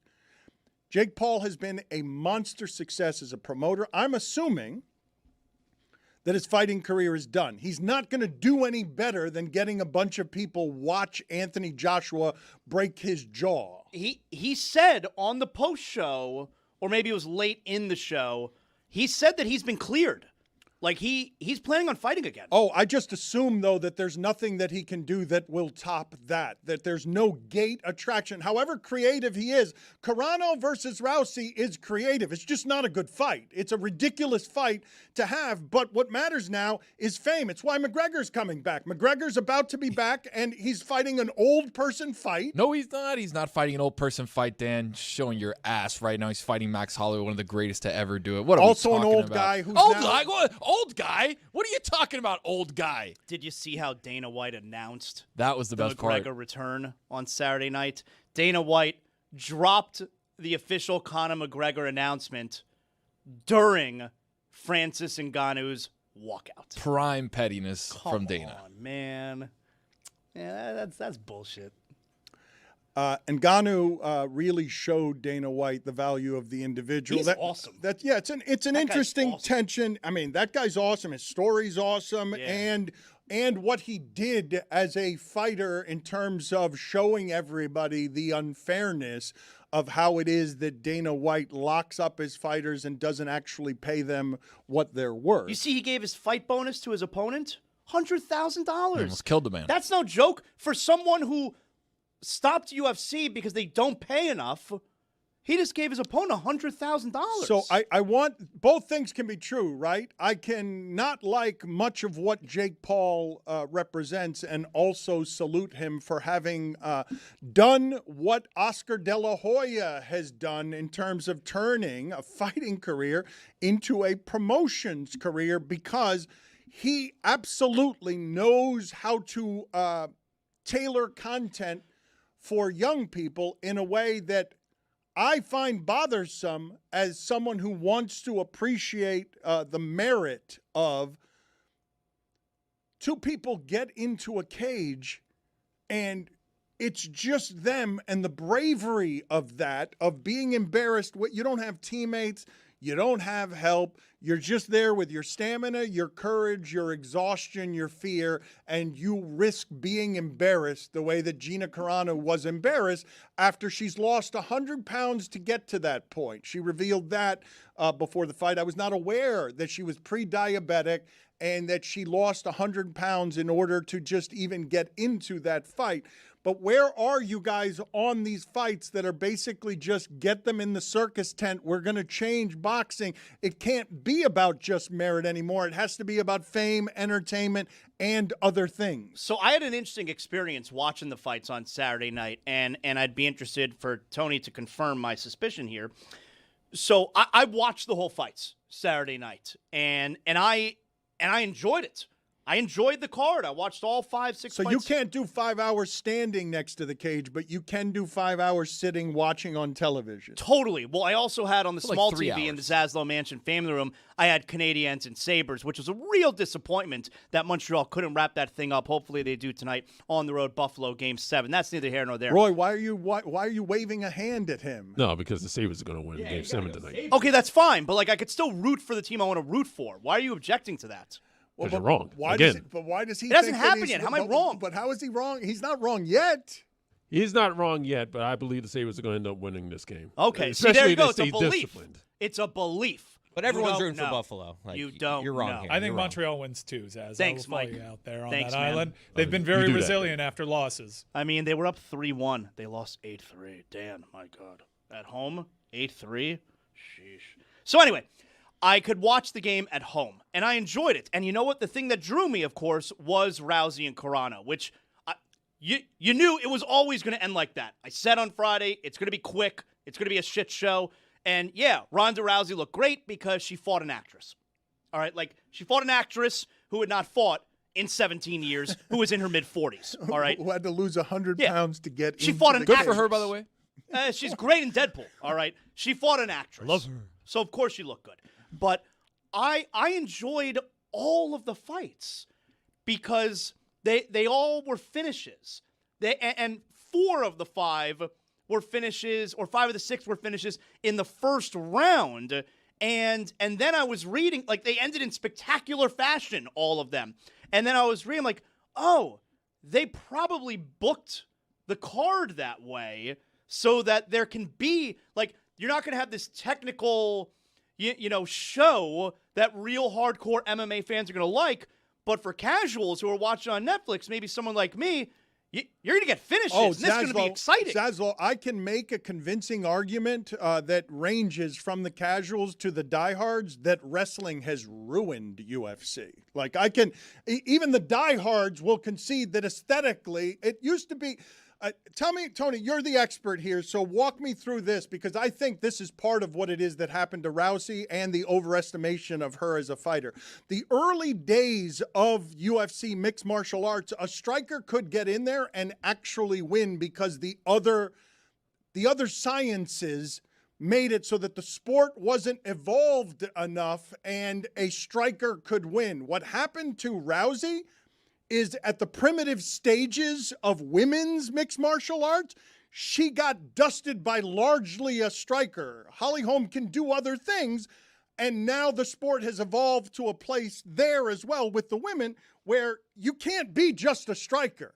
You have to be more than that, and I think wrestling has largely ruined the aesthetic pleasures that Zaz is looking for, where he wants somebody just knocked out. 100%. And early on, you could have strikers. Obviously, they had many different disciplines, as you can remember from the old UFC days. People would walk in with shoes and a gi, and like everything was like, "What's happening here? This I guy's like when they wearing used knee to wear pads the and gi shoes." Like, in the what is this? octagon. Hoist Gracie's out there in a gi, choking people with his gi. It's completely crazy. It's awesome. But in those early stages of the early aughts, the Chuck Liddell days, the BJ Penn days, the Forrest Griffin days, a striker could go in and could not only work through a wrestler, but win in convincing Not anymore. fashion. I don't feel like a striker Not right anymore. now can do that anymore. And that's the issue. Rogan, a lot of people that obviously know the science inside and out have said, if your base is wrestling, you have the hand over any other fighter because of the fact that wrestling and jiu-jitsu and ground game, has gotten so elite that if you're a striker and you can't get up, you're done. Because all they'll do is they'll sit on you and work you through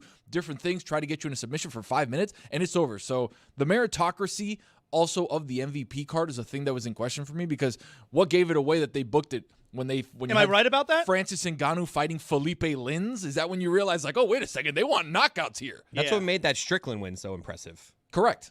Absolutely. Nullified the wrestling of Hamzat, and it was like, oh, Strickland's just going to outbox him. And where just hit him are with you the jab. guys, though, on so Tony's disputing me on McGregor's return. I'm not interested in McGregor's Biggest thing return. in the sport. I know. What? Really? Well, but come on, guys. How long has it been since he won a fight? Like, what are you guys doing? It's annoying to me that you take these famous guys who have a loud mouth. How old is he? And That's when's what I'm looking when's at, the last time McGregor won a fight? Like, you guys against Nate Diaz, right? I mean, Was that his last come win? on. Like, what are we doing? That's not merit. You just like the loudmouth who's famous because he's a star. Alien Bert. He's 37 He years beat old. Cowboy. He beat Cowboy Cerrone in UFC 246, and that was in 2020. So right before the pandemic kicked off. What are Then you he guys lost to Dustin doing? You twice. guys want to see this? Like, you guys want to see McGregor fight just because he's a Yes. loudmouth? Yeah, it's not that he's a loudmouth, Dan. He's the biggest star of the sport. He's bigger than the sport itself. We had the shocking take last week. I like watching people fight for money. And if they're famous, that's cool too. Just go in there and duke it out. I want to please. see how little he blinks at the press conference. Yeah. And Dan, if you like the arts and the science of combat sports, fire up some Pro Fight League. There's plenty of places for you where you can watch someone strip down to their courage. But I like someone being stripped down to their courage. That makes me feel something too. And I get the appeal. It's a new form of celebrity boxing. And as we mentioned on Friday, Jake Paul has done good things with the platform. With these cards in combat sports, particularly for women's combat sports, he's done a lot. The issue is in the MMA side, boxing-wise, like he's doing a lot of great stuff because he has access to get the fighters.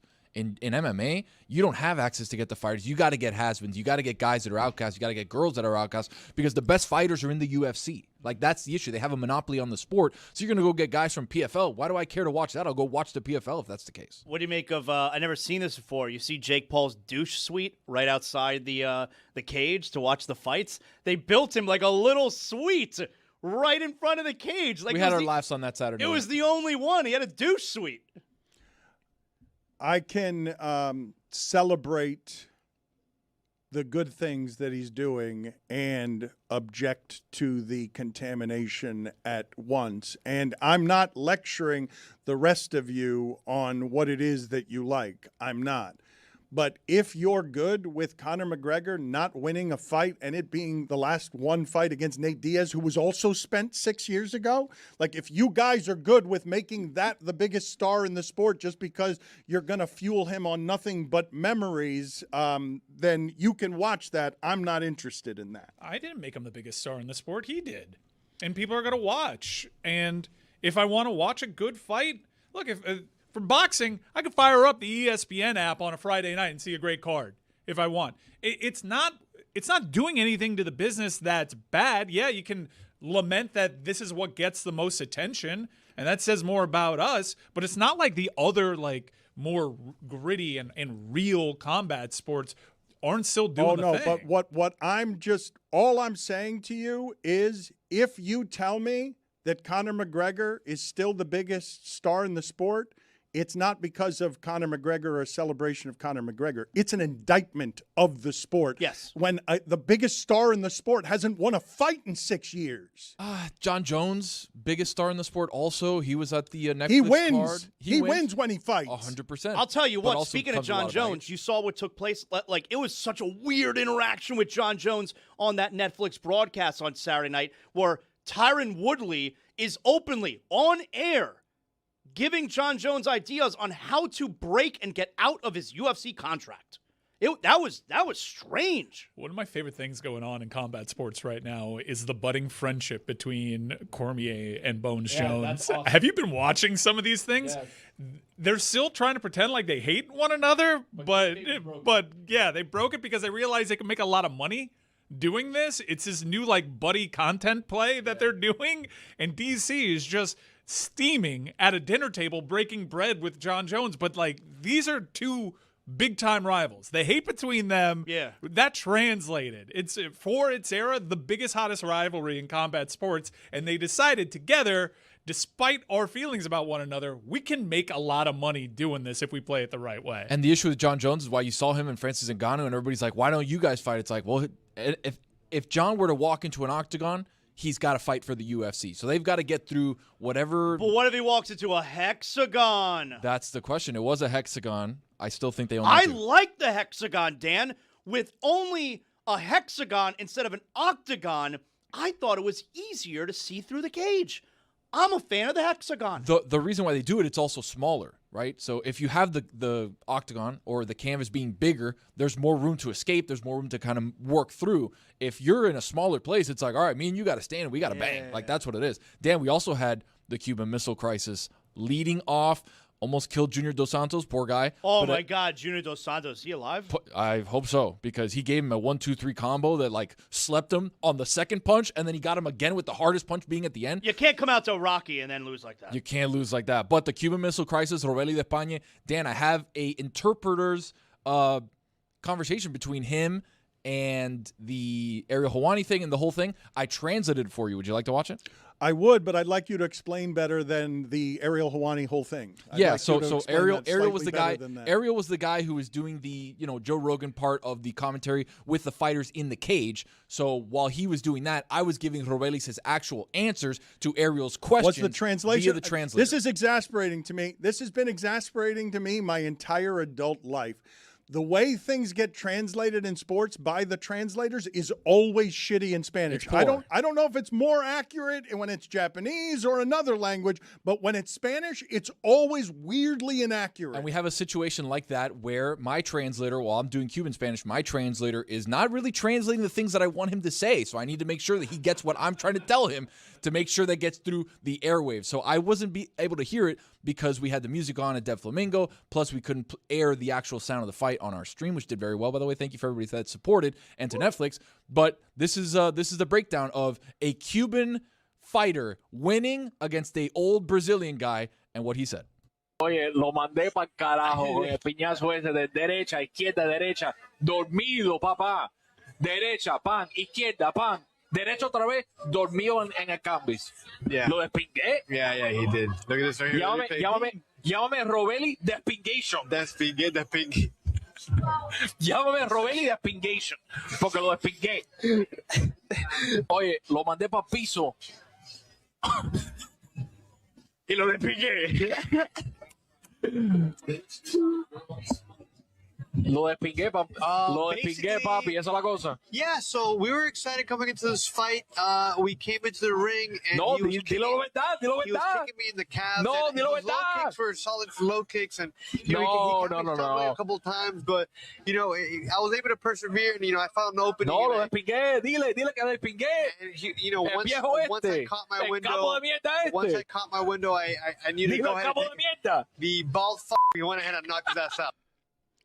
It's a good lane for you guys. I don't think anybody else is doing quite that. I niche told lane. Sedano last week that he needs to pick up the lane of a smoking pipe and a robe everywhere that he goes to give hot takes, because the journalists are being run out, and so you might as well develop new forms For the entertainers of then. entertainment. Yeah.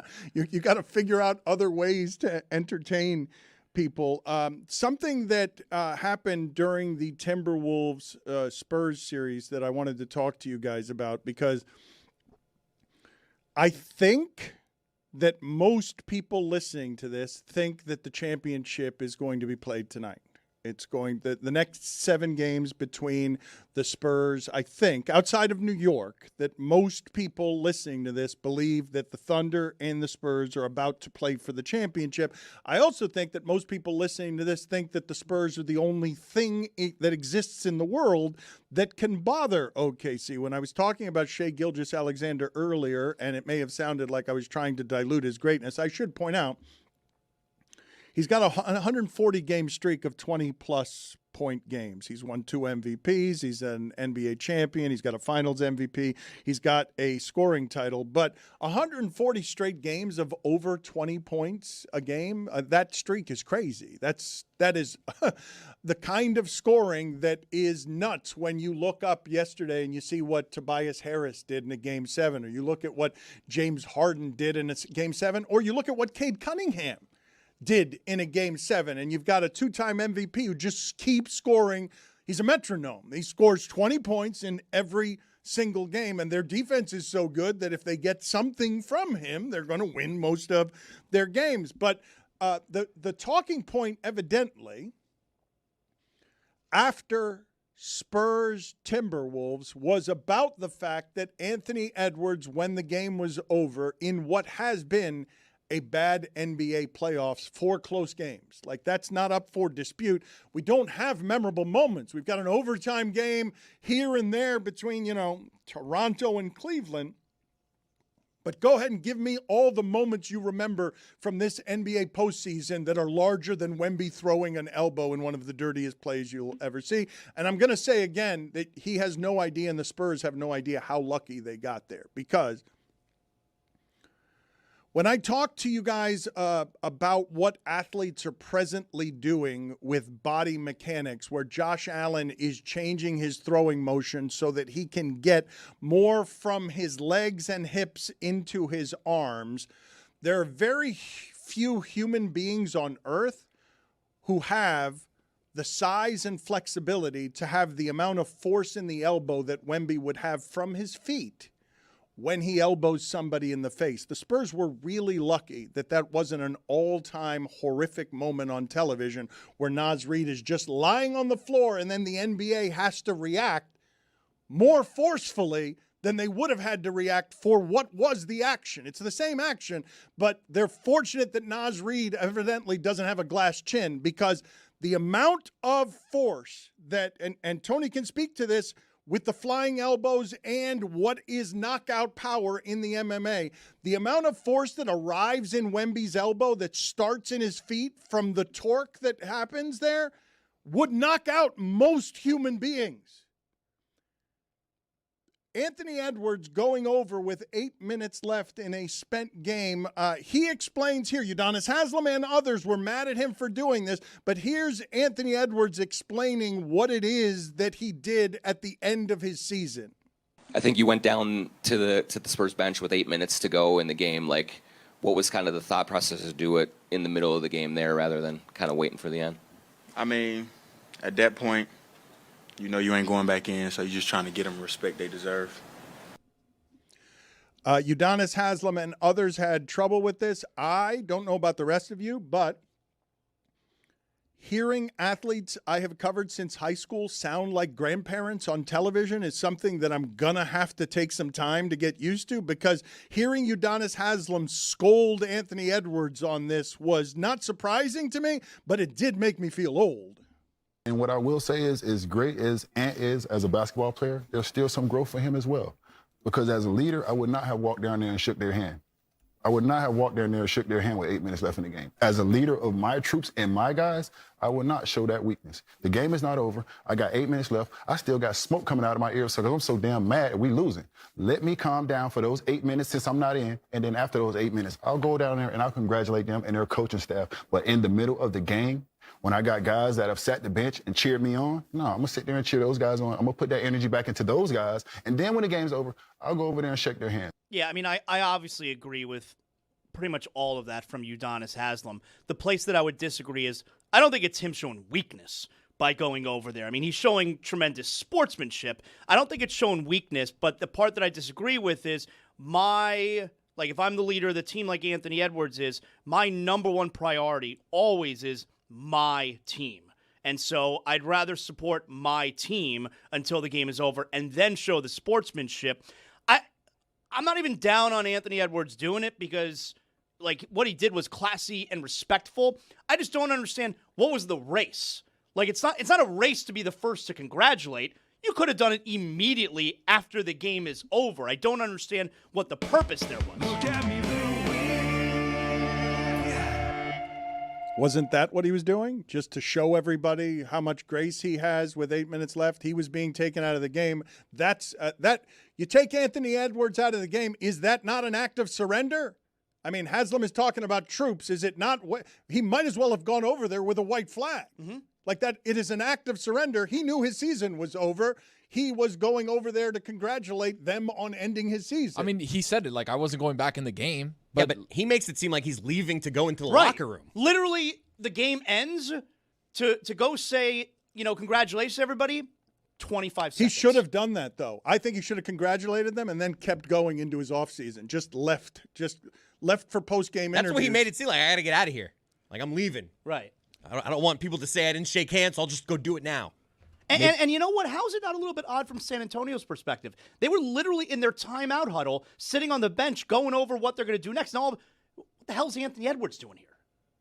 I mean, maybe his thought process was like, I'm pissed this is happening. I'm just going to congratulate him now, and I'm going to walk out of here the moment this is done because I don't want to deal with it. But I didn't see the very end. Did he dap anybody up after the game? I'm unsure. I hope not. But that was like... It's redundant. Yeah, I mean, he loves Wemby. Like, at the All-Star game, he was praising Wemby for making it the competitive game that it was. Like, I think he has an admiration. He kept saying, like, I'm not the face of the league. Let that guy be the face of the league. That's the face of the league. It was also weird to me because if you ask me, who are some of the most competitive guys in that league, Anthony Edwards would be very close to the top. Well, the thing, though, that I'm generally amused by when we turn all of these tiny things into talking points that have drama in them, nobody questions how much Anthony Edwards cares, right? He's not one of the guys that we have questions about how much he actually cares about winning. That's not the thing. The next thing on this is that you have to be temper tantrum guy who's smoldering and is so mad about losing that he can't bear to shake hands with somebody else because he cares so much about losing. But Anthony Edwards, I don't believe anyone's going to say, oh, I don't think that guy wants to win or he cares less than the average person. I feel like UD did kind of imply that. He's like, if I'd be sitting over there with smoke coming out of my ears, I'm too angry to go over I know, there. but so this is not surprising, but Udonis learned obviously at the knee of Pat Riley, who once upon a time, because these are things that grandparents do generationally when it comes to sports. Pat Riley once used to fine his players if they would help an opponent up. I like it. I know you like it, but it's from a different time. That's not the time we live in anymore. And we don't live in Udonis Haslam's time for this stuff anymore either. These guys are, whether you like it or not, friendlier than you'd like them to be. And so we just glanced over what Jeremy said. Think about that. Do you think Magic Johnson would say, no, I'm fine with Larry Bird being the face of the league? I don't want to be the face of the league. It's fine that Wemby's the face of the league. You tell me all the guys in history that you think Michael Jordan would have said that about anybody? Like, we're just in a different age for these guys are all their own business, and they all know how they care. And also, Anthony Edwards knows something else, too. Holy shit, that guy's a foot taller than me. Like, that guy blocked 5 shots a game at the beginning of this series before he elbowed Naz Reid and hit him. And do you see the size of Naz Reid? Like, do you know how hard it is to hit that guy with an elbow that knocks him down? There aren't many human beings roaming Earth in the history of Earth who can do that. Anthony Edwards kind of knows, his league now. Why? Because he's bigger than everybody. It's like, I do a lot of great things, but that guy, that guy's he does them at a foot taller than me. Dan, can I just tell you, we have an incredible Roy's video of the day today. Have you seen this yet? It's a video of 1 million Vin Diesels versus 5 King Kongs. Who you got? Unbelievable. I think I got to go with the 5 King Kongs. Like, I agree. It could be. I'll put it on the poll at Le Batard Show. 5 King Kongs versus 1 million Vin Diesels. Who you got? I will tell you, at one point here, the million Vin Diesels, they take out 4 of the Kongs. Spoiler alert. But there is a Kong standing at the end of it? There is. Incredible.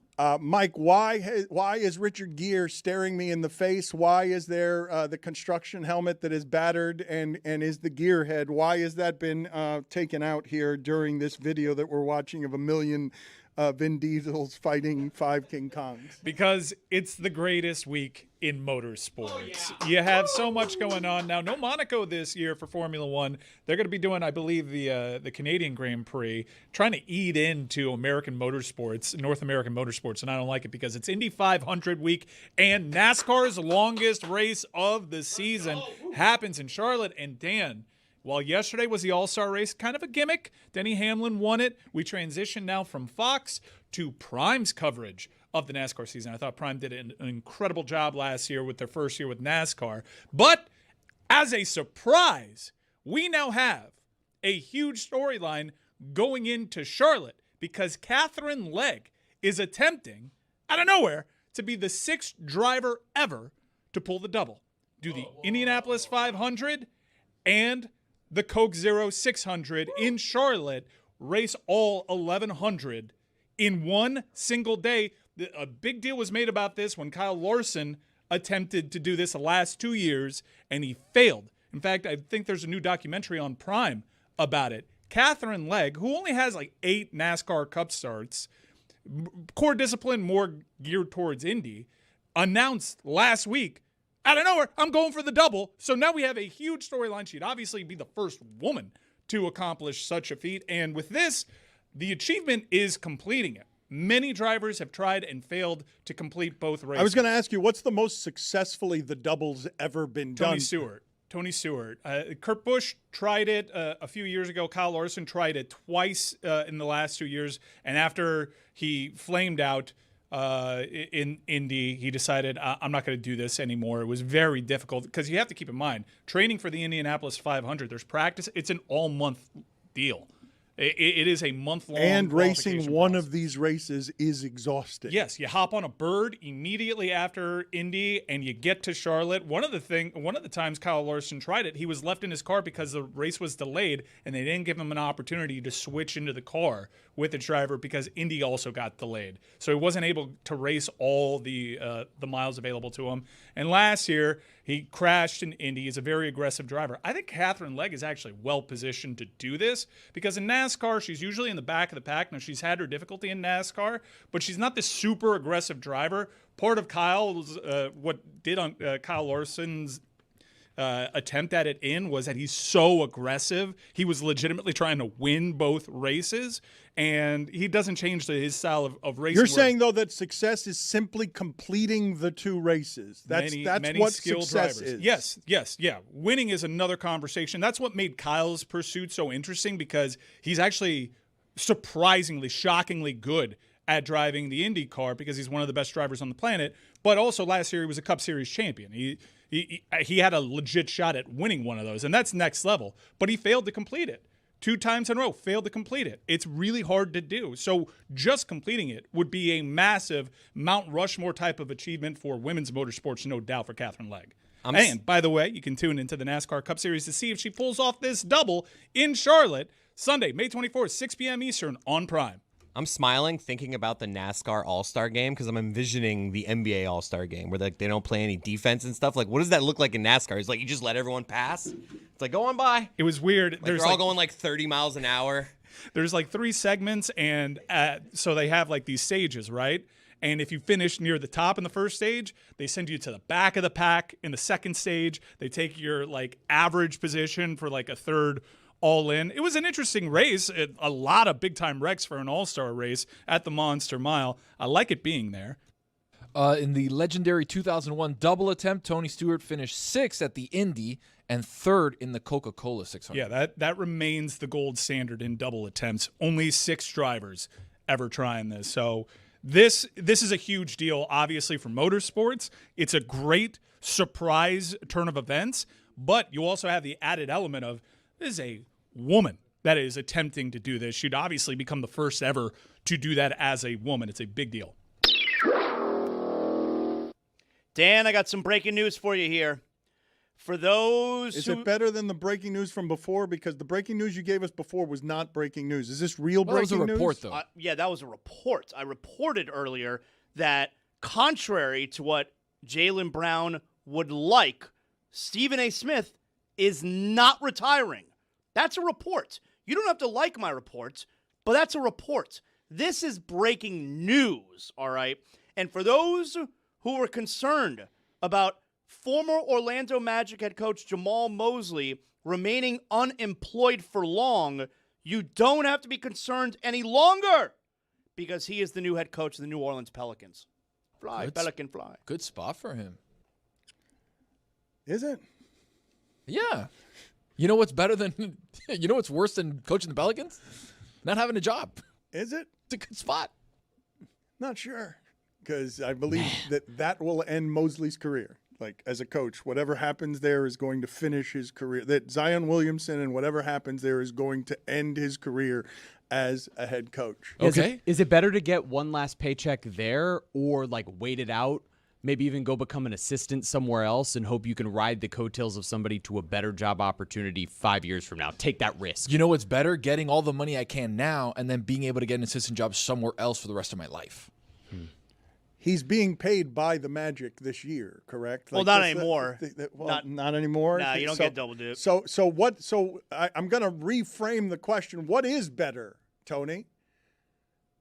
Not working and getting paid the full coaching amount, or having to work for the money and coaching the Pelicans? The former. The former for sure. That's why I'm not sure that this is great, and I don't think it deserved breaking news. I don't think that Mosley himself would think that that deserves to be broken into our broadcast. I think he'd say it'd be fine if you ignored that, the same way you ignored my firing after 5 seasons with the Magic. I think he'd be fine with us just continuing to move along. He will still be paid through the 27-28 season. Talk about the double. Oh, he's getting an extension. Oh, so he's getting the double. He's getting. What could be better than that? You're going to pay me here. I'm going to pay me there. I don't have to work there, but I have to work here. I don't have to win in Orlando or New Orleans. I just get paid. I just travel with the team and go all over the place. I don't know if there's one of those stipulations, sort of like college football, where it's like I don't think whatever he's paid by the Pelicans maybe counteracts what he would have been paid by the Magic. Yeah, but I don't think he's getting paid. He was still supposed to be paid once he was fired. So it's like, would you have just sat there and waited for that to run out before, or do you try to go get this head coaching job now? That's Pelicans. the question. The Pelicans. I mean, Derek Queen. It's a bad job. Hard stop. Pretty bad job. I think working for Portland at the moment might be a bad job, but for some reason, Chris Cody was telling me that he has had his mind changed on Tom Dundon, the Portland owner, who the only thing I know about him and the only thing most people listening to this know about him is that he's cheap. It's a terrible thing for a rich man to endure, that the only thing we know about you is that you are famously cheap. But Chris, why have you had your mind changed? What did Rich Paul and Max Kellerman do with the owner of the Trailblazers that changed your mind on his way of behaving in business? It's just things I've been reading and seeing on social media the last few weeks. My perception was just, holy crap, this is like a Jeffrey Loria. This is like the Blazers have what we had with the Marlins, and maybe they do, but I heard him do an interview with them, and I came away seeing his side of it a little bit. This is him responding to just the allegation that he's cheap. I just don't want to waste money. I want to invest it. I'll have as many masseuse. I'll have the best food. We're going to take care of the players because it helps you win. It's part of the deal. Some of the stuff about how we're going to run the business, Portland spends $100 million more a year on their business than the Hurricanes do, not including players. The Hurricanes, since I bought the team, have the first or second best record in the league. So I'm just not going to waste $100 million just because somebody wants to write our article calling me cheap. I'm just not going to do it. Okay, but basketball is more expensive than hockey. Like, what are you doing? But he's just saying for staff, $100 million extra that he's spending, like, not have nothing to do with players or coaches. There's no way that number's accurate. $100 million. That's what he says. That is what he says. And why would a billionaire lie? I trust them implicitly. Certainly about money. They're never going to lie about money. I think they're ethical and transparent, and there's no reason that he's doing that interview other than to tell us the truth that doesn't favor him in any way. In fact, he's got to save money. We need him to save more money instead of spending more money. We need to save it. I want you guys to absorb how rare it is. Go ahead, think about it for a second. Outside of Donald Sterling, give me all the owners in the history of basketball that you associate with cheapness. Like, this guy's got a rough thing to overcome right at the start.